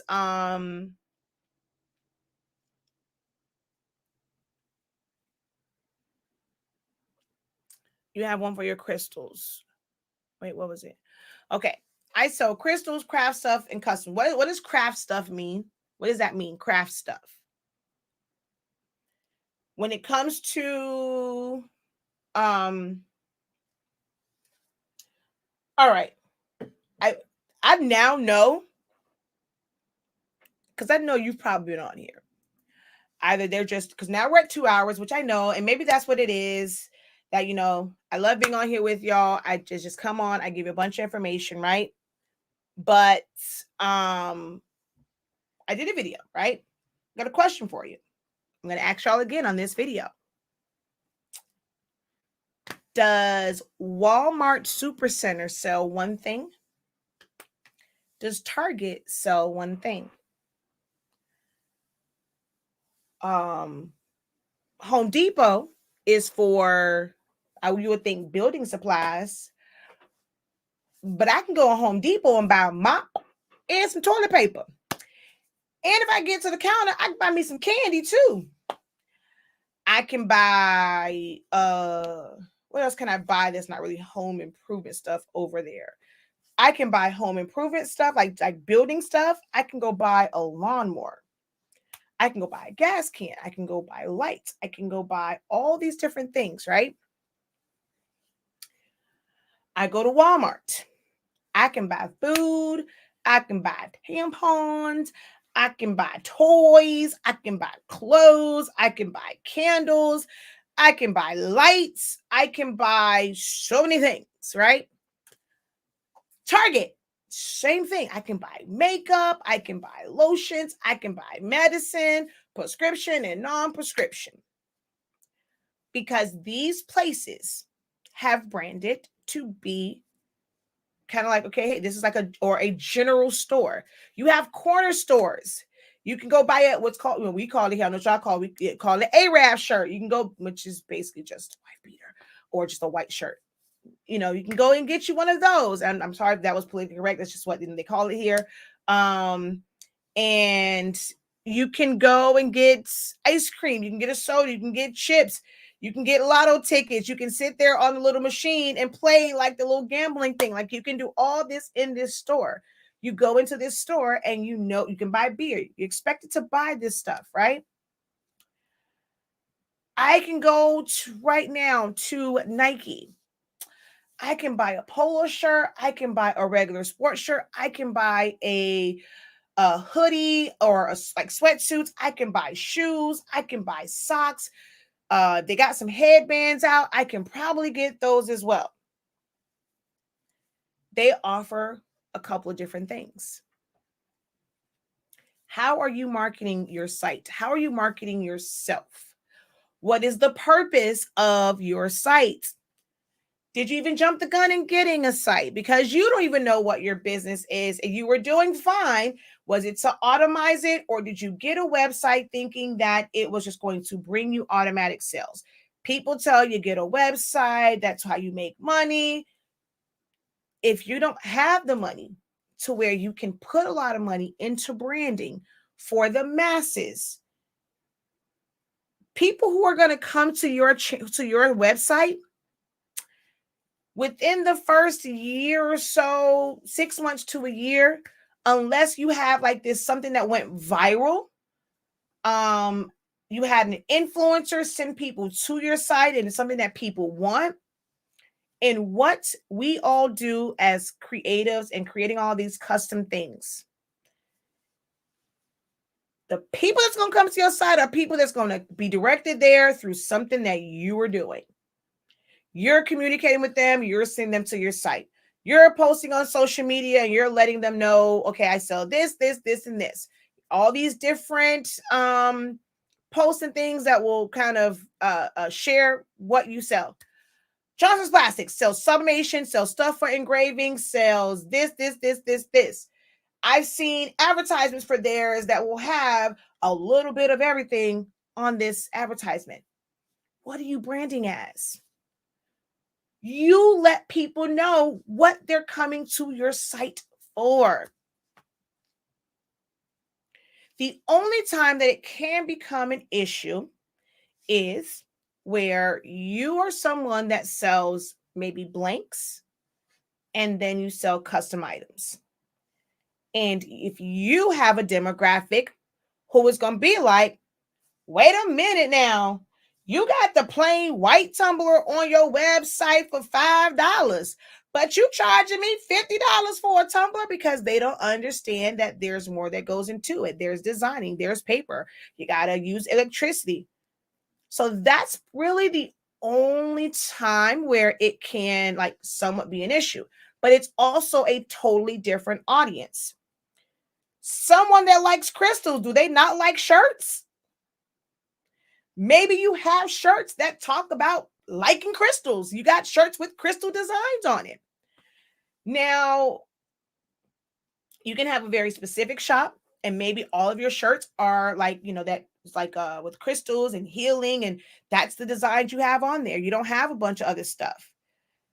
But then it can be, kind of confusing when it comes to the customized stuff. Because how do you break that up, right? You're saying you do craft stuff. I don't know what craft stuff means. So she says, okay, well, yeah, you got a lot going on. You're more, okay. If you have an audience and you are bringing people to the site, you're in a group, you have your own group, you want to go and you're going to send people there anyway, you're going to have to optimize your site to where maybe you have just a bunch of collections and you're not putting a lot of preview type stuff on your on your page. It's more so collections. So I can go and find it. I can go to Hold on.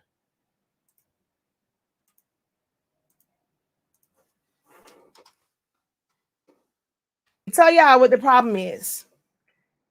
But y'all, mean to be offensive, but it be the blind leading the blind. One person do their site this way, I got to do my site that way, or that's how they did it, and and that's just wrong. Okay. Then I'm gonna go to, and let's go to Adidas. Adidadadum. Dee-da-dum-dum.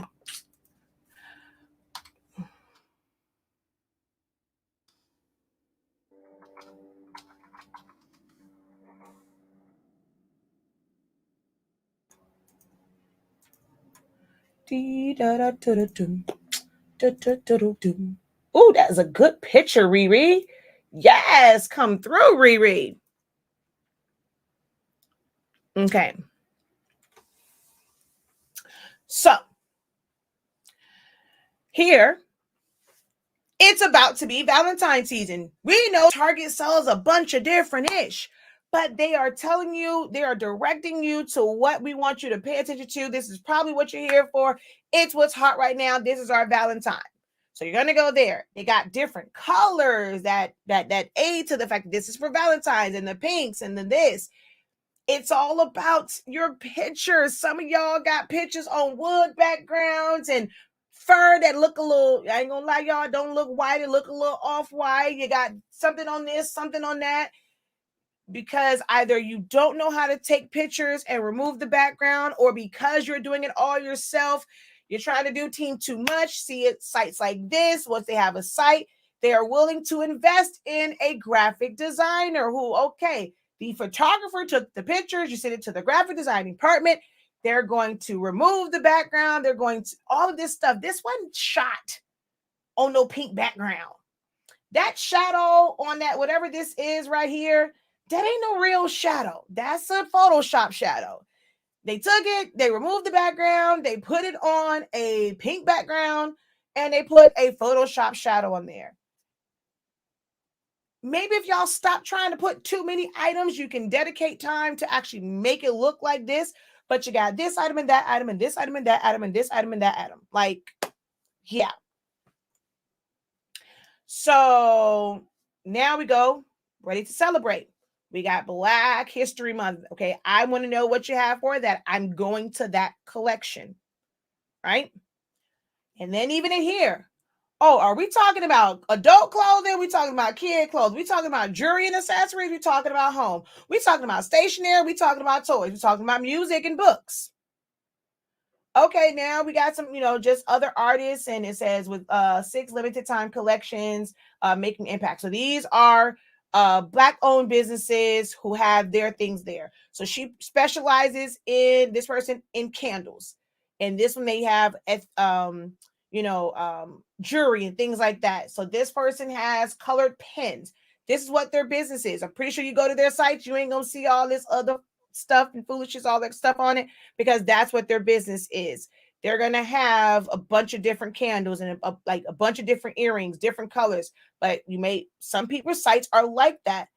To be honest, ones where you really are talking to a certain demographic, it is going to be beneficial for you. How if you have it, you can work it in the beginning until you're able to separate it, right? Maybe you feel like financially you don't want to separate, you don't want to maintain 2 sites. But as you if different clientele, your customers that are coming for custom shirts and stuff like that,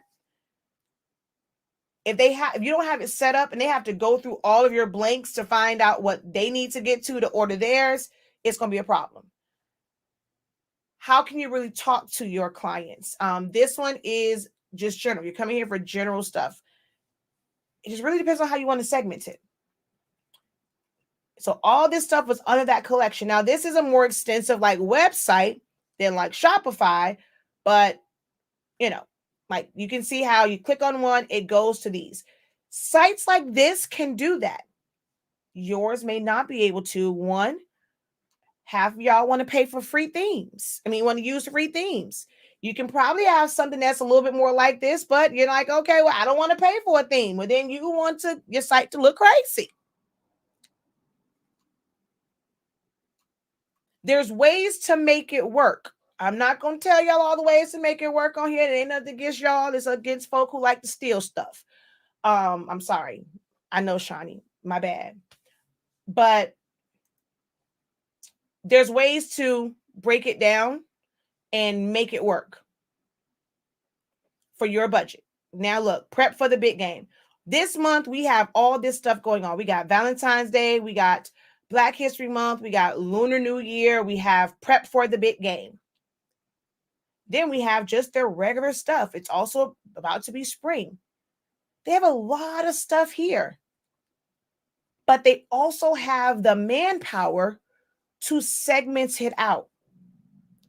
So is it a bad thing to have all this stuff on one? No. If you are able to have proper pictures, if you are able to properly segment it, this is something where even if all this stuff was created by the same person, guess what? The owner isn't on the website doing all this stuff. But we're starting out. We can't pay somebody to do our website for us. Then that's where you take a step back. Stop trying to do everything, thinking that it's going to bring you more money. It's just going to bring you more stress. They say more money, more problems. No, more crafts, more problems. Narrow that stuff down. Stop trying to do too much. Let's go to Fenty, one of my favorite ones. Very simplistic. I tell you, I love what they do with the sites. I love it. I love it. I love it. You're going to see like the makeup and you hover over. You're going to get, secondary pictures. We have some people don't like big images in the middle. Honey, I'm always here for it when their models are just looking amazing, especially Riri. Oh, I need her to go and do me some beauty stuff with that. Also with her glowing belly and stuff. Like, I cannot wait. Photoshopped. It's all set up. This was a picture taken. They pulled it out. It's on a background. These things are not done directly on the website. This is like the way they have it set up. This is going to be a JPEG. Okay, we're going to upload this JPEG. We're going to move it down. It's going to go here. This whole thing right here. Actually, no, this is probably within their theme because this is switching out. No, actually, it's switching out without me touching it. So that was one that they created that is like a movie one that's probably done with coding. Or it could be a theme one. And it's just, this could be a themed section. And so this one is basically a mini video. So you can basically put a slideshow type video there. So it's going to automatically flip through it. Like up here, it flips to it once you hover your mouse. This one is just going. So most likely this was one where they inputted a video, which was basically a slideshow. Like that's all it is. And then you have the graphics in the middle. Very, very simplistic. Some people always say, oh, I scroll and I don't find, it took me forever to find X, Y, and Z. She got all kind of makeup and stuff on here, but it's appealing that, I want to look through it first. I like this. That's nice. That's nice. I never feel like, okay, wait, where's what I want? Look, there's a baby bump bitch. Oh, look at me. Okay, my bad. Okay. But then if I go shop all, I can browse the site or I can go to shop all. Okay, I came on here for some lip gloss because my lips always ashy. Let me go over here to the lip gloss section. Some of you guys don't have drop downs. You don't have collections. They're all over the place. Like, the reason why you probably aren't getting sales is they come in and like, anybody got time for this? Goodbye. This is team too much. Okay, I like your site set up, but how do I find what I need? You don't have no drop downs, no nothing. Some of you have said that, I was told you don't want to have all these collections. Let me go. Exhibit A. We go here, go to categories. They got like 1,000,001. All of these are basically collections. Someone has broken this up into collections. You go to patio and garden. Guess what? We got more collections. Show more collections. Some of this stuff will be in one place and still in the other place because it's a whole bunch of collections.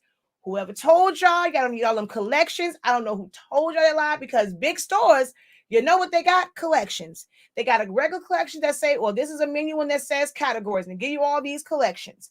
Then they have a collection that is for deals. Okay. Then they broke that down into a weekly deal collection.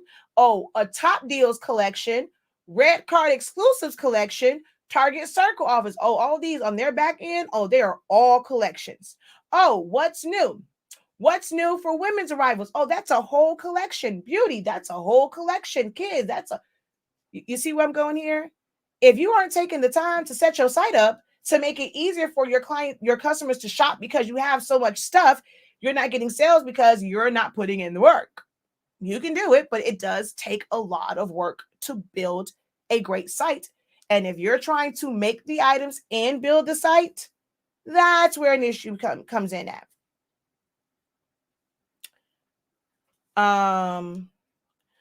So for you, it's like the crystals and the shirts, I can probably see them together. The craft section, those are truly two totally different audiences and how you would speak to them. Because if I'm a business and I'm coming to you for creative items, I really don't care about your crystals. I really don't care about your customs. I make custom items, so I don't really care about yours for most people.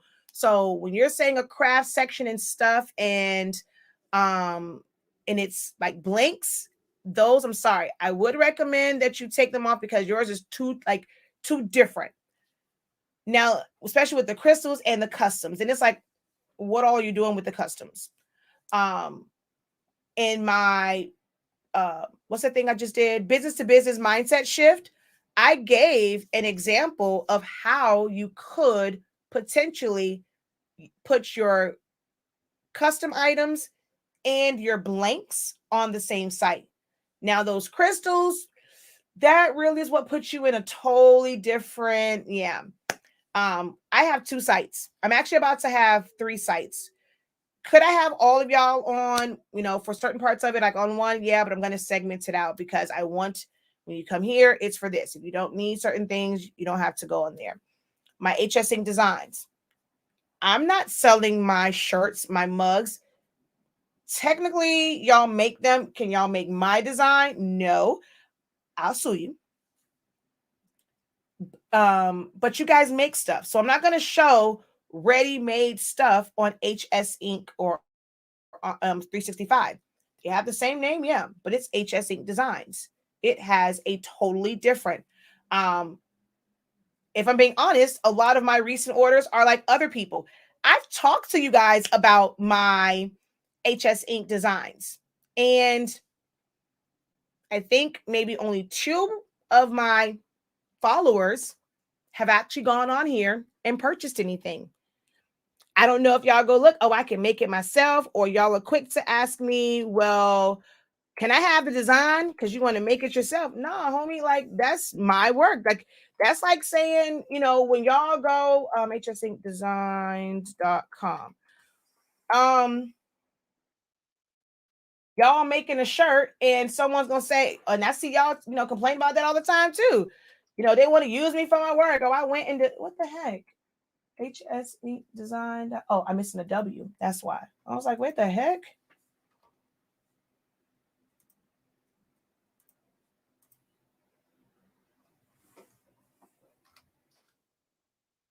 All right, there we go. Because most of you guys just want the file. You're always asking me, what you gonna sell that file? You gonna sell that file? You want to make it your own. So why would I put my shirts on the HS Inc. 365 site? Y'all gonna bypass that because y'all looking to make it yourself. So I speak to a different audience. I've shown this site several times to you. Not very many of you have gone to purchase, but when I am marketing it to the demographic that wants this and they understand the message and they want to represent the message, they go on the site and they purchase. This is a perfect example of speaking to 2 different audiences. As much as you guys like the way it looks, it's in your mind, I can make that myself. Why she just won't give us the file? Sell me a transfer. I want to make it myself. You're not thinking to buy this, where I'm speaking to people who want to buy this, and I connect with them on a level where they can see themselves wearing it and they want to purchase it. So that's the difference in it.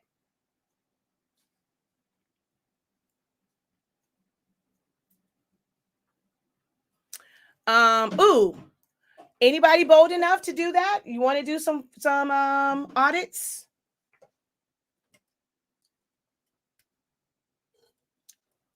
Someone want to drop their site? And let's take a look at it. Do understand?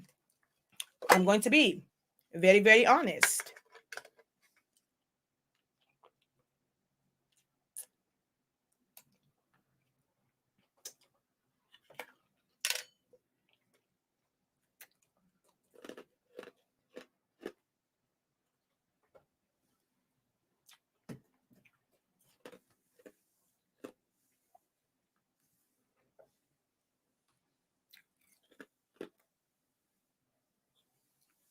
Drop your website.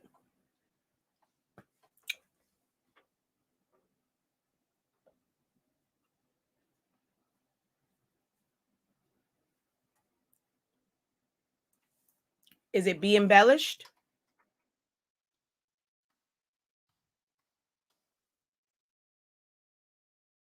Is this one yours? Be Embellished. No, it's org. Okay, Be Embellished. This is your Facebook one. Be Embellished LLC.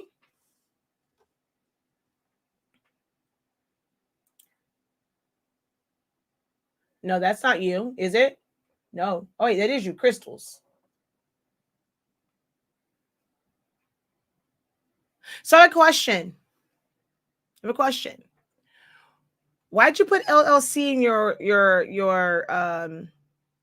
in your web address? Or why's your site? You don't have to have that where that's your site is called Be Embellished LLC, or yours is already there. So for anyone else, you don't have to have that in your title of your site, or like in your, not your site, the web address. Nike is just Nike. It doesn't say Nike Corporation. Nike is just Nike. Now, in all of the official documentation at the bottom of it, on the shipping or terms and conditions, you're going to see, the corporation. But you guys don't have to put that in your web address. Okay. So let me just kind of take a quick look. All right. Let's go over here. Right. I'm kind of seeing this. Just want you to kind of see a difference in looks and clarity of logos.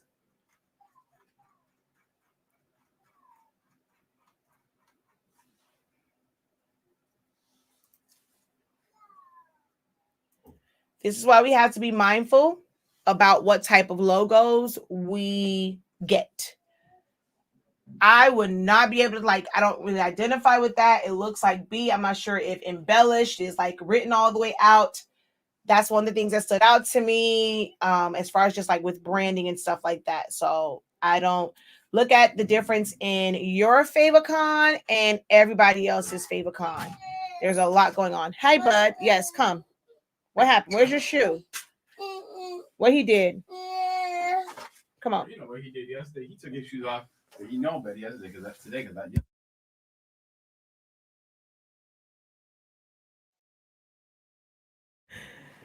Yes. Look, Miss Lydia wanted to say hi. Say hi. Hi. Say hi. Hi. Okay, why are you crying? You want the French fries? Uh-huh. Daddy gonna give you French fries? Uh-huh. Oh, want mommy to go get you French fries? Uh-huh. Okay, can I have a kissy? Okay, mommy take you get French fries, okay? Okay. Okay. Go take your school clothes off.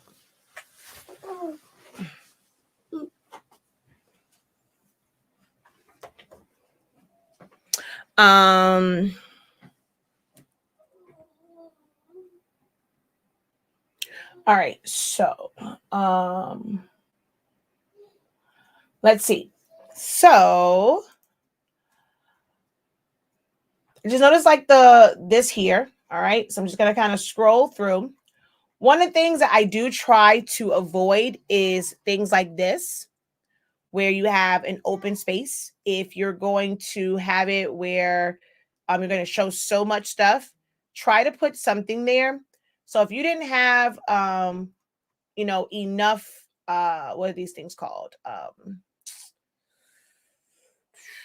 Collections and things, you can create a collection that so you can just have the picture and then put it, because this is basically, I can know that this is like a featured a collection list. So you can create a collection that don't really go into anything, and you probably could have done it if it's for here.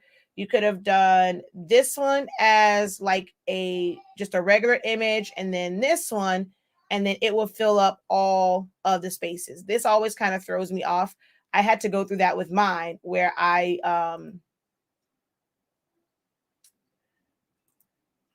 when I changed, because we just recently changed the site again. So like with here and everything is like this. There was one that was by its lonesome. And so I think I didn't have the sample packs on here. I didn't have something, or maybe I had the sample packs. It was something that was missing. And so I added so that it's even across the bottom. All right. And let's see. So that's the only thing. So I like the social proof, fast shipment. Everything was packed perfect, nothing cracked or broken. The crystals are beautiful, beautiful. Price reasonably, love it. Totally satisfied and highly recommend. Perfect, perfect, perfect. I like the pictures. I'm not mad at this background because of how this is laid out. So I'm not mad about that. Here is crystals are a natural product from the earth. Please expect them to have dips, cracks, da, da, da. All right. The one thing that I don't see on here,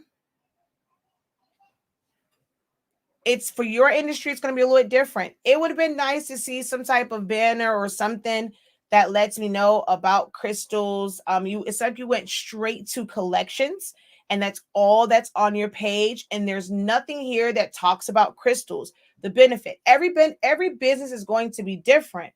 But like with yours, it would have been nice to have, something at the top that talks about, are they for relaxation? Are they for migraines? Are they for just to be pretty? I know I watch what's the girl name? B Simone, and she likes the jade roller, and she says, it's supposed to bring you wealth and prosperity or something. She got like a jade roller, she got something else, and she always, she just does this stuff. I don't understand the purpose of it, but she likes crystals. It would be nice to kind of see that on there. I don't know. Let's see. And then and for me, be embellished. Like there's the ones in the jars. So I probably would not connect the stones to be embellished, especially without something. I'm not saying that you have to have something that says like crystals has to be that way, but be embellished seems very, very, very like it's just like be embellished. Like it makes me think, like when I came here, just off that name, I wouldn't have expected this because I don't think of embellishments. Like it's be embellished. So it's like, oh no, the name may not, now maybe if you had something that somewhat explained what that was. So you had a tagline that was something about why it's be embellished and why it's crystals. That might help me bridge the gap, but just be embellished and I come here and it's crystals. I don't necessarily see them on necklaces or jewelry. Now I see it down here, but that's on the third row. So yeah, I'm not really connecting with the be embellished. Like I can see if it was I'm trying to think of a different name, but I don't know, just be embellished. What I will say, I wouldn't have expected this. All right, so we have home, Facebook, blogs, shop all, flames and freeforms, spear crystals, generators, double termination, tumblestones, gifts. So are there anything that is, let me see, like, do certain ones have different, like, I don't know anything about stone. Like, I don't know anything about crystals. Like, I really, really don't. So I'm trying my best to kind of, oh, all of these say coming soon. I would not even have them up here with it. Why not create a separator? And then there's 3 of them. You could have done a coming soon.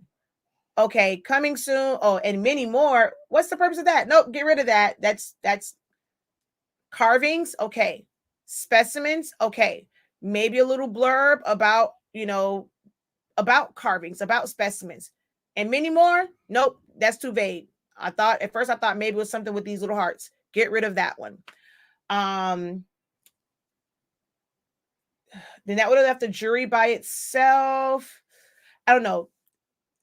You really just took your homepage and just put a collections list, and nothing on here really tells me I love this. I probably would love to see something like this a little bit higher and not at the end. And if I have spear crystals, I mean, I don't have to scroll. It's literally right here. So seeing this here, like, yeah, you go to my site. For certain things, you would have to scroll. Like, my pictures are really big, so you would have to scroll quite a bit to find it. That's why on my site we have, let's go to Sublimation Ink.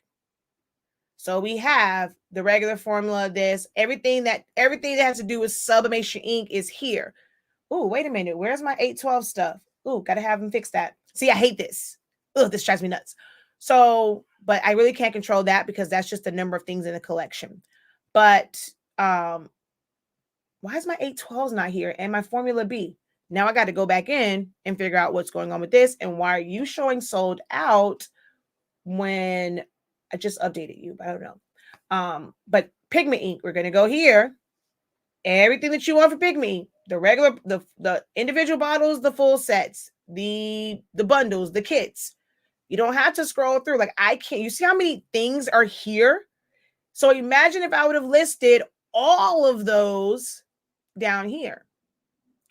So for this one, I mean, I did, of course, the fast dry, the tacky paper sheets, the tacky rolls, essential stuff. Oh wait, this is all messed up. This is supposed to be other essential.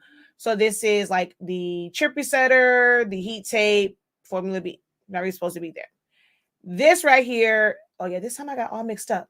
This was supposed to be like a quick look at collections that had syringes and needles and stuff like that. And then it was bundles and this is all. Now we go into the pigment. Well, yeah, why are you here?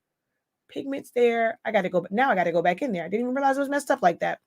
And then the samples were at the bottom because these and these were flanking. There was a different in the middle. Yeah, I got to go back and fix this. But it's a long stroll. But if I want paper, it says paper, but I also see that I have a drop down. So let me just hover to see what's there. Then if I don't need to see fast dry, I wanted tacky paper, I'm going to go to tacky paper. Or if I wanted a sample pack, I can go straight to the regular sample pack, tacky paper sample pack. I came here for the rolls. Ooh, I'm missing tacky sheets on here. Are both of them here? No, so that takes me to this one. If I'm looking for silhouette stuff, like that's there. Like, I don't have anything on my site because that's not really mine, but people like to use my links, my recommendation links. I'm going to have that there because y'all ask about it. I really kind of don't want that on the site. Now I have my link tree and that works better, but I had that on here before. HS Ink Digital. It's not a drop down. I could even segment this. Okay, is this a 3D file? Is this a template? I can put templates. I can put design files. I can put PNGs. I can really break this down. But I go here and it just goes to everything under that's been labeled as HS Ink Digital. So you have generators, towers, and whatever. This is not sure what that means. Ooh, these are cute though. These are nice. So I'm not sure if these are bigger, why they are a different image. The one thing I like about this is these are all the same size.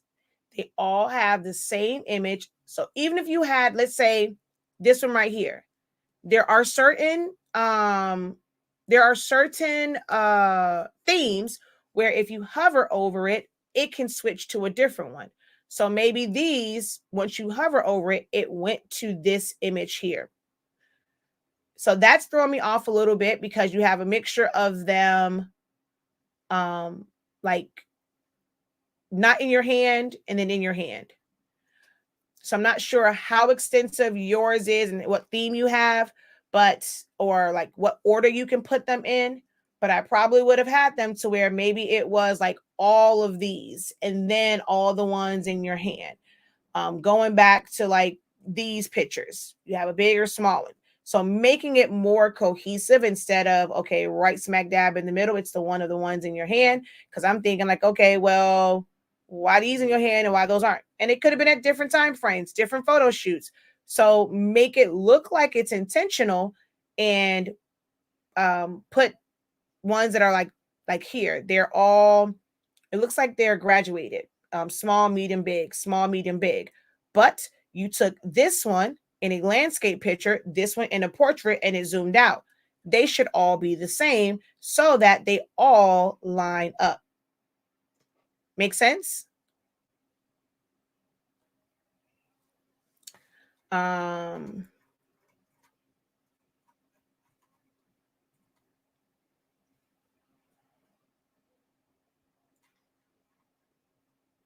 then let's see.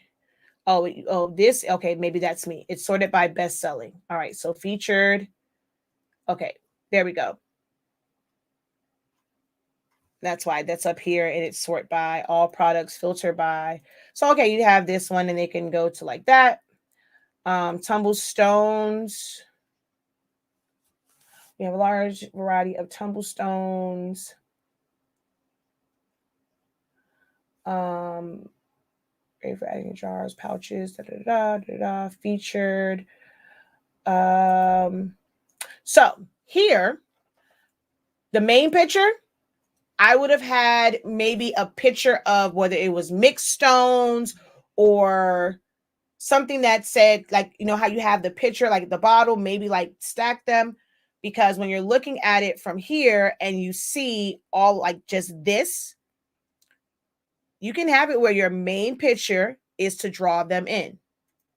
And then you have all of these other pictures. And if you want to not have a, like, you know, because this is what, 2, 4, 6, 8, 10, 12, 14, 16, 18, 20, 22, 24, 26, 28, 30. So there's 30 of them. Yeah. I probably wouldn't have put 30 pictures, 30 individual pictures either. But it's almost like I did it with my paper. First time I did it, everything was in one. Do everything here. Now I do have it where you can go to individual papers and they're not like all under one. It depends on the buyer. This could aggravate someone because I can't really, and you see when you go over it, I actually despise hover themes because it's so small. I probably would have appreciated more where it was one of the ones where you click it and it gets bigger, because the way how, like the size of this window, I could never see the entire thing. This is going to drive me nuts. I'm like, okay, I can't even see it to know if I really like it. I might bypass you. If I'm not really into crystals, if I'm new, I'm coming into this and I'm new to crystals, this might make me like bypass you. You have a quarter there, but you did not take all of these pictures at the same distance. So I'm looking at a quarter zoomed in, I'm looking at a quarter zoomed out, but then these look really huge. They're not all consistent. If you're going to do something like that, you're going to have a reference, you know, maybe if you're using like a tripod, and this would be the perfect time to use a tripod, you might mark on it exactly where you put that at for your camera. That way, everything is pretty much shot at the same distance. So the quarters look the same. Because them being at different sizes really doesn't let me know, like, are these really big? Oh my God, it's driving me crazy. I want to zoom in on it, But are those really big, or the top one's just really small? Because the quarter size is different on all of these. Make sense? Same thing with this. I'm not sure if that's a crystal thing, to where you put a coin there for them to. I'm not. If you know any other crystal sites, let me know and I'll go look at them off camera. Not I wouldn't do it on yours, but um while I am auditing yours. But I'm not sure if that is a thing in the crystal world where you have to have an indicator of like the size. And is that something that is for newbies?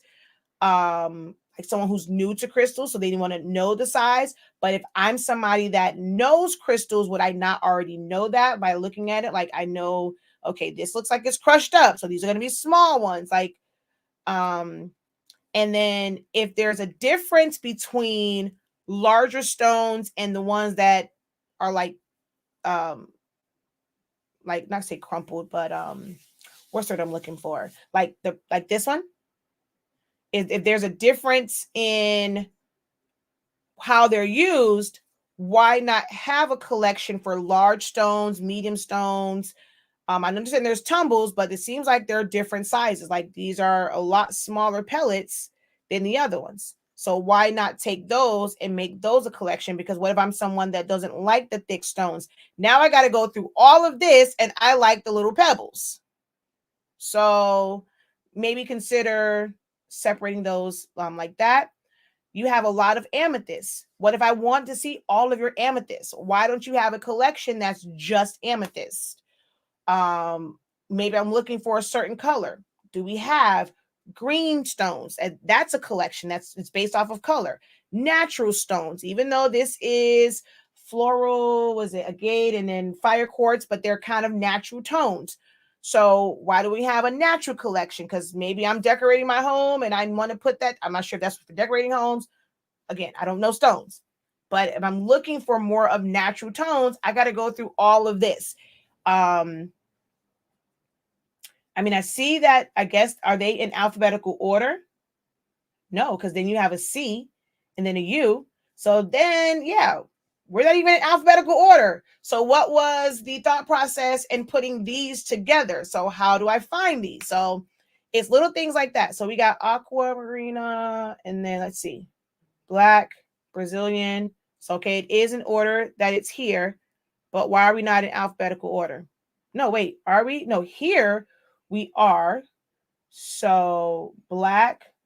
So if I'm on here, so aquamarina, and then here. So if I want to go to this black tourmaline in quartz, you don't have a picture that, well, no, okay, that one is there. All right, let's see. Let's go to this one. So it stayed on this picture. Why didn't it flip to the one that had that picture? Where is it? Oh, wait, is that this Brazilian one? Oh, see, I would have never thought that because this says Brazilian and then this says no, because there's a Brazilian one here. So then where this one at?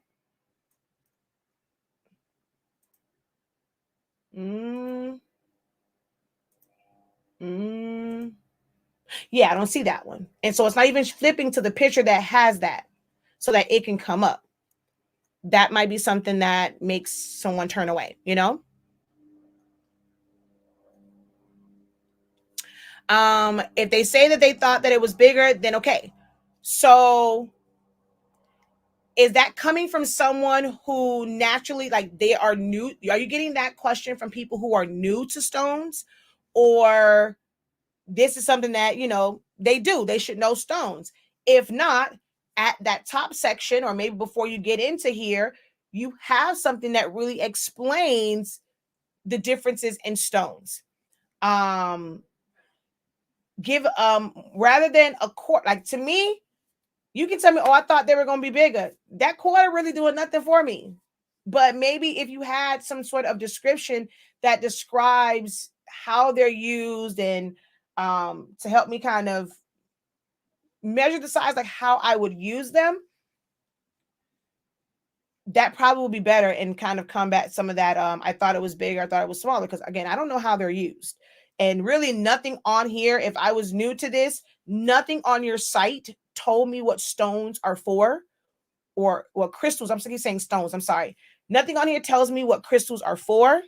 What are they used for? Do they have healing properties? Your site tells me none of that. To me, your site comes off as, you better already know about crystals. If you don't, look, you're going to be lost over here. Okay, if you haven't gotten it personally, I saw in reviews of others. Why are you making your site based off of reviews of others, and it has nothing to do with you if that hasn't become an issue for you? Because if your target audience basically deals in crystals, they're going to know, and I'm seeing this, okay, this one of the ones that's like some Skittles, pop them in my hand.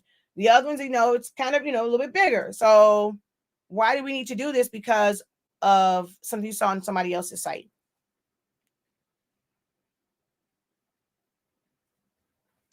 Okay, not those, but on other crystals, they do have descriptions. So why doesn't all of them have descriptions?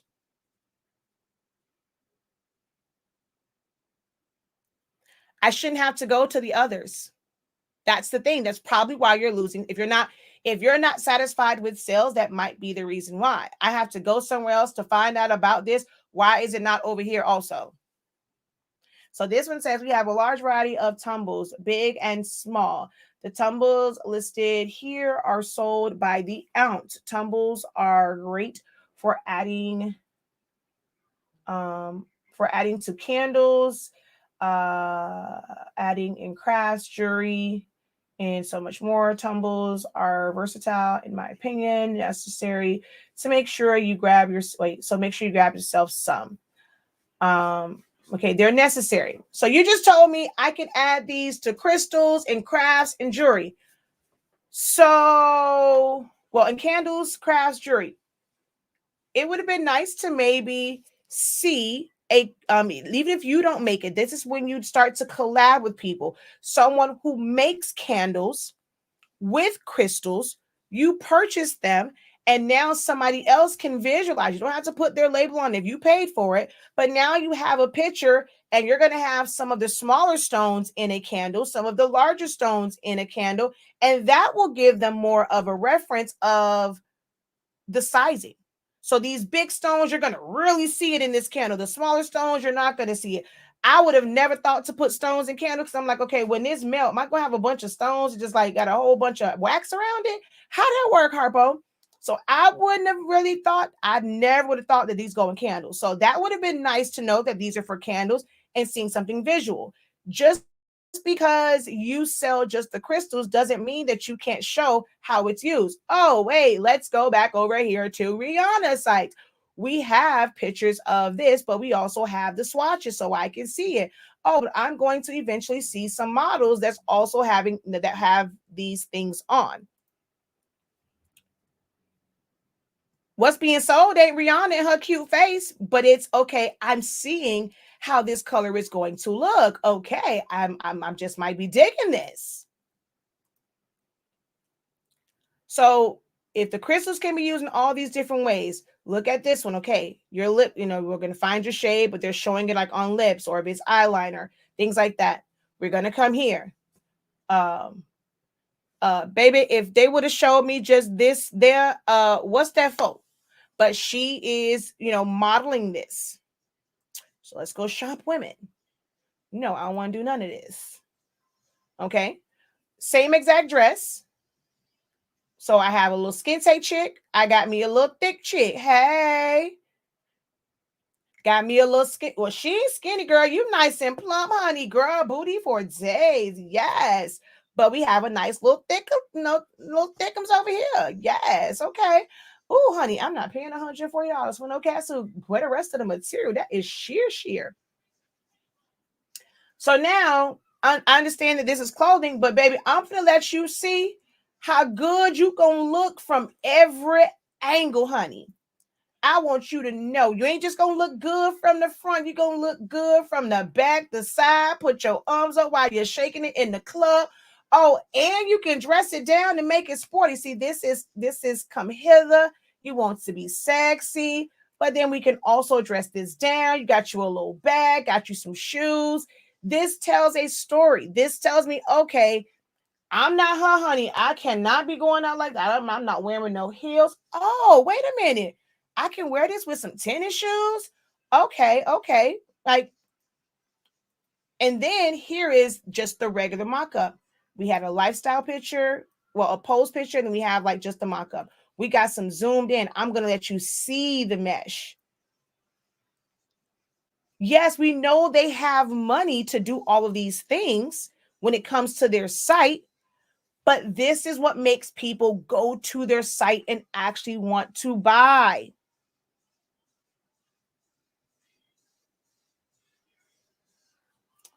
Okay. All right. I feel like I beat up on you enough. Gifts. All right. So I have a question. I know someone that likes stones. I mean, I keep saying stones. I'm so sorry. I don't mean to be not politically correct and call them out of turn because I don't like when people call value decal stickers. So I am someone that likes crystals. Even as my husband is looking for a gift for me because I like crystals. But you're telling me the only thing that is a gift are these pens.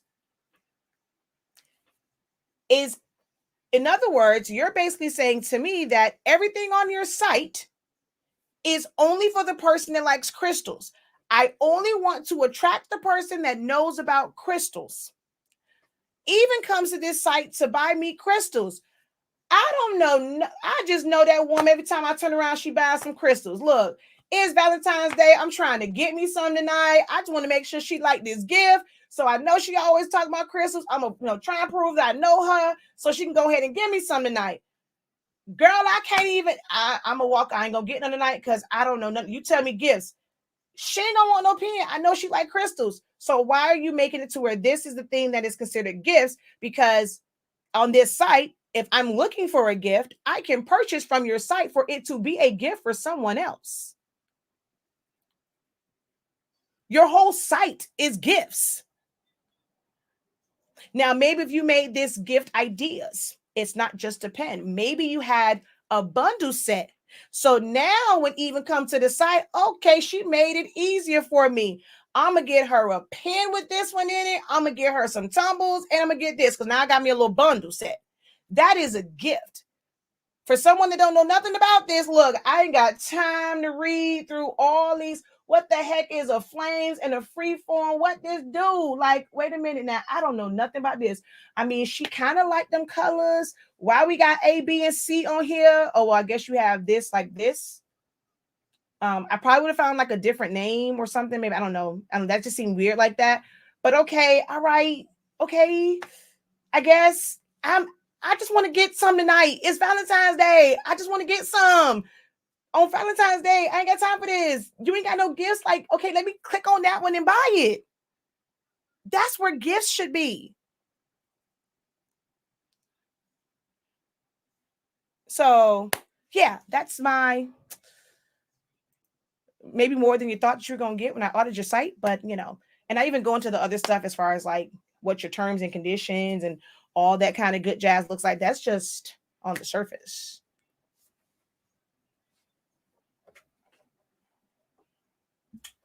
What we getting delivered now? You are definitely helping me look at it completely different. Yay. Hopefully in a good way. The rest of y'all are real quiet.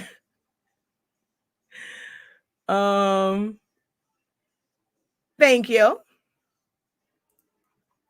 So I'm done. In more ways, well, we've been on here almost 3 hours. I thank y'all because I was having a very, very, very, very, very rough day. So I thank y'all. And hopefully this helped y'all as much as it's helped me. Like I said, this is therapy. I'm totally gone from where my headspace was. So this was definitely, people do retail therapy. I do help therapy.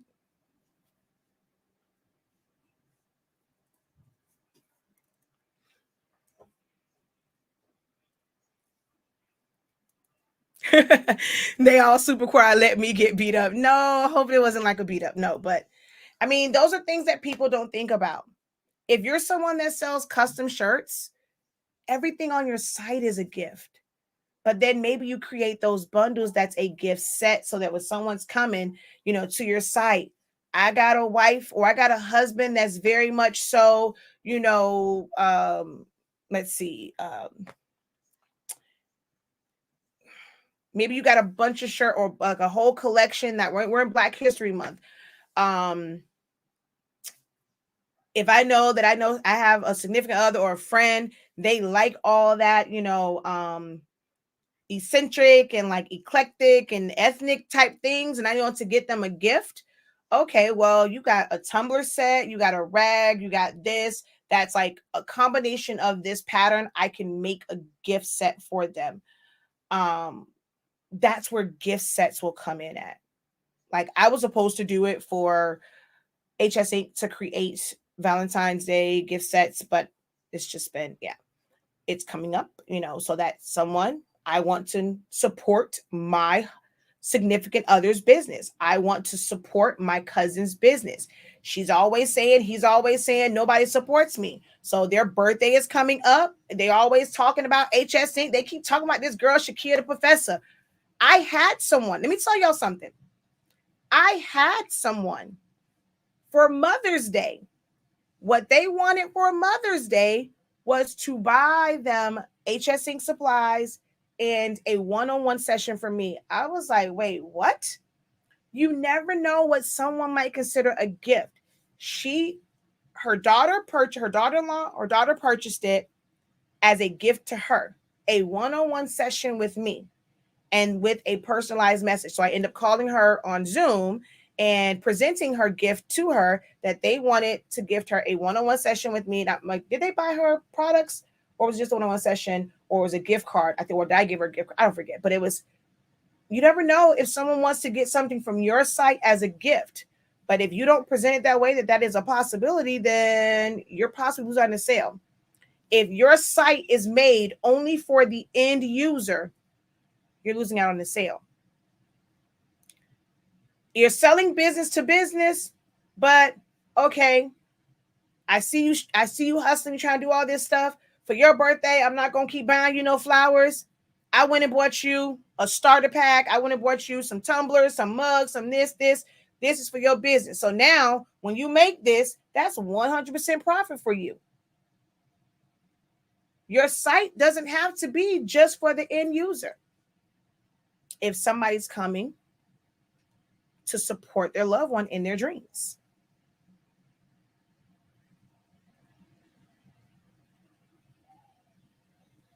I call decal stickers all the time. No, don't do that. Yes, I would have never thought about it in that way. What about when you offer multiple custom items? I'm working on my site. I do tumblers, shirts, basket, mirrors, fans, and a couple other things. So your site is about you making customs. It's like, I don't want to do another one. Okay, you're working on your site. Do you have a Facebook? Do you have an Instagram? Do you have a phone full of pictures? I need to see that first. Do you have an Etsy? If you don't have any of those that's showing what you do, and everything is just, okay, well, somebody told me you can make shirts. Okay, wait, let me send you a picture of the ones I did. You don't have anywhere where there is a collection of the things that you made, so I can kind of see. That will help me determine whether or not you even need a site.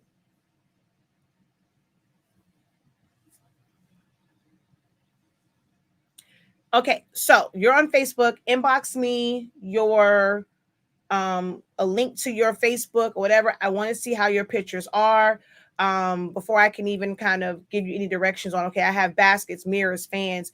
It really like how you put it together. I mean, like I said, Target has all these different things. How are you describing when it comes to birthday? Is it for birthday shirts? Is it for retire? Can I order just anything? What does that look like? How do you want that site? How do you want them to shop with you when it comes to that?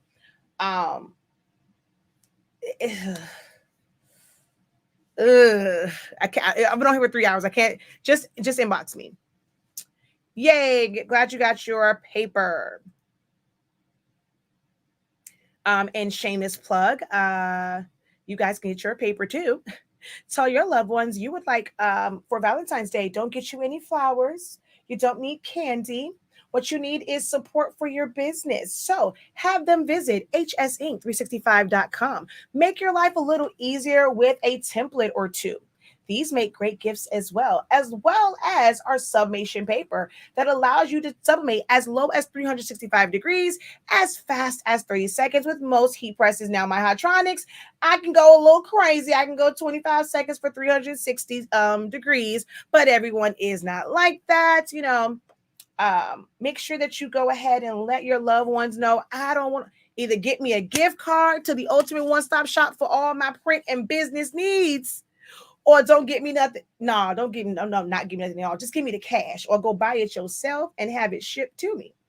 Tell them to put this on the gift. I even put a personalized message on it. If they say it's a gift of my boo thing, I'm supporting her business. Might need to go ahead and put that on the site. That was a real good idea right there. Might need to put it on the site.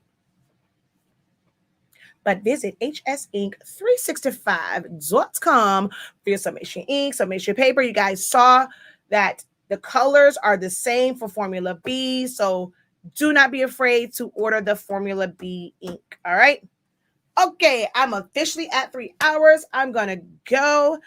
And I'm kind of glad I didn't do my class. I think I just want to relax. This will be another one of those days where I take a moment for myself. Some for myself, but maybe just get out of my office where I don't have to sit in front of lights. So this is how I rather be in my office. I'm gonna show y'all. These lights are horrid. This is how I rather be, but I need to be bright for y'all. But this is how I rather be because them lights are harsh. All right. Thank you. Definitely go back and hit the like button. And I'm also staying on here shamelessly. I need my watch hours for my live videos on Facebook. Silaholics Anonymous. Go check it out. All right, y'all. I shall talk to you guys later. I'm about to go to Chick-fil-A and get me some fries and a tea. Come back and lay it down. Actually, no, I don't feel like driving to Chick-fil-A anymore. I might go to Miami Subs. If y'all want to contribute to my, I'm just playing. All right, y'all. Later. Until next time, have a great one. No, I can't do this. I can't close out like this. This color look crazy. That side. This side. Much better. Until next time, have a great one. Continue to unlock your creativity and be incredible. Peace.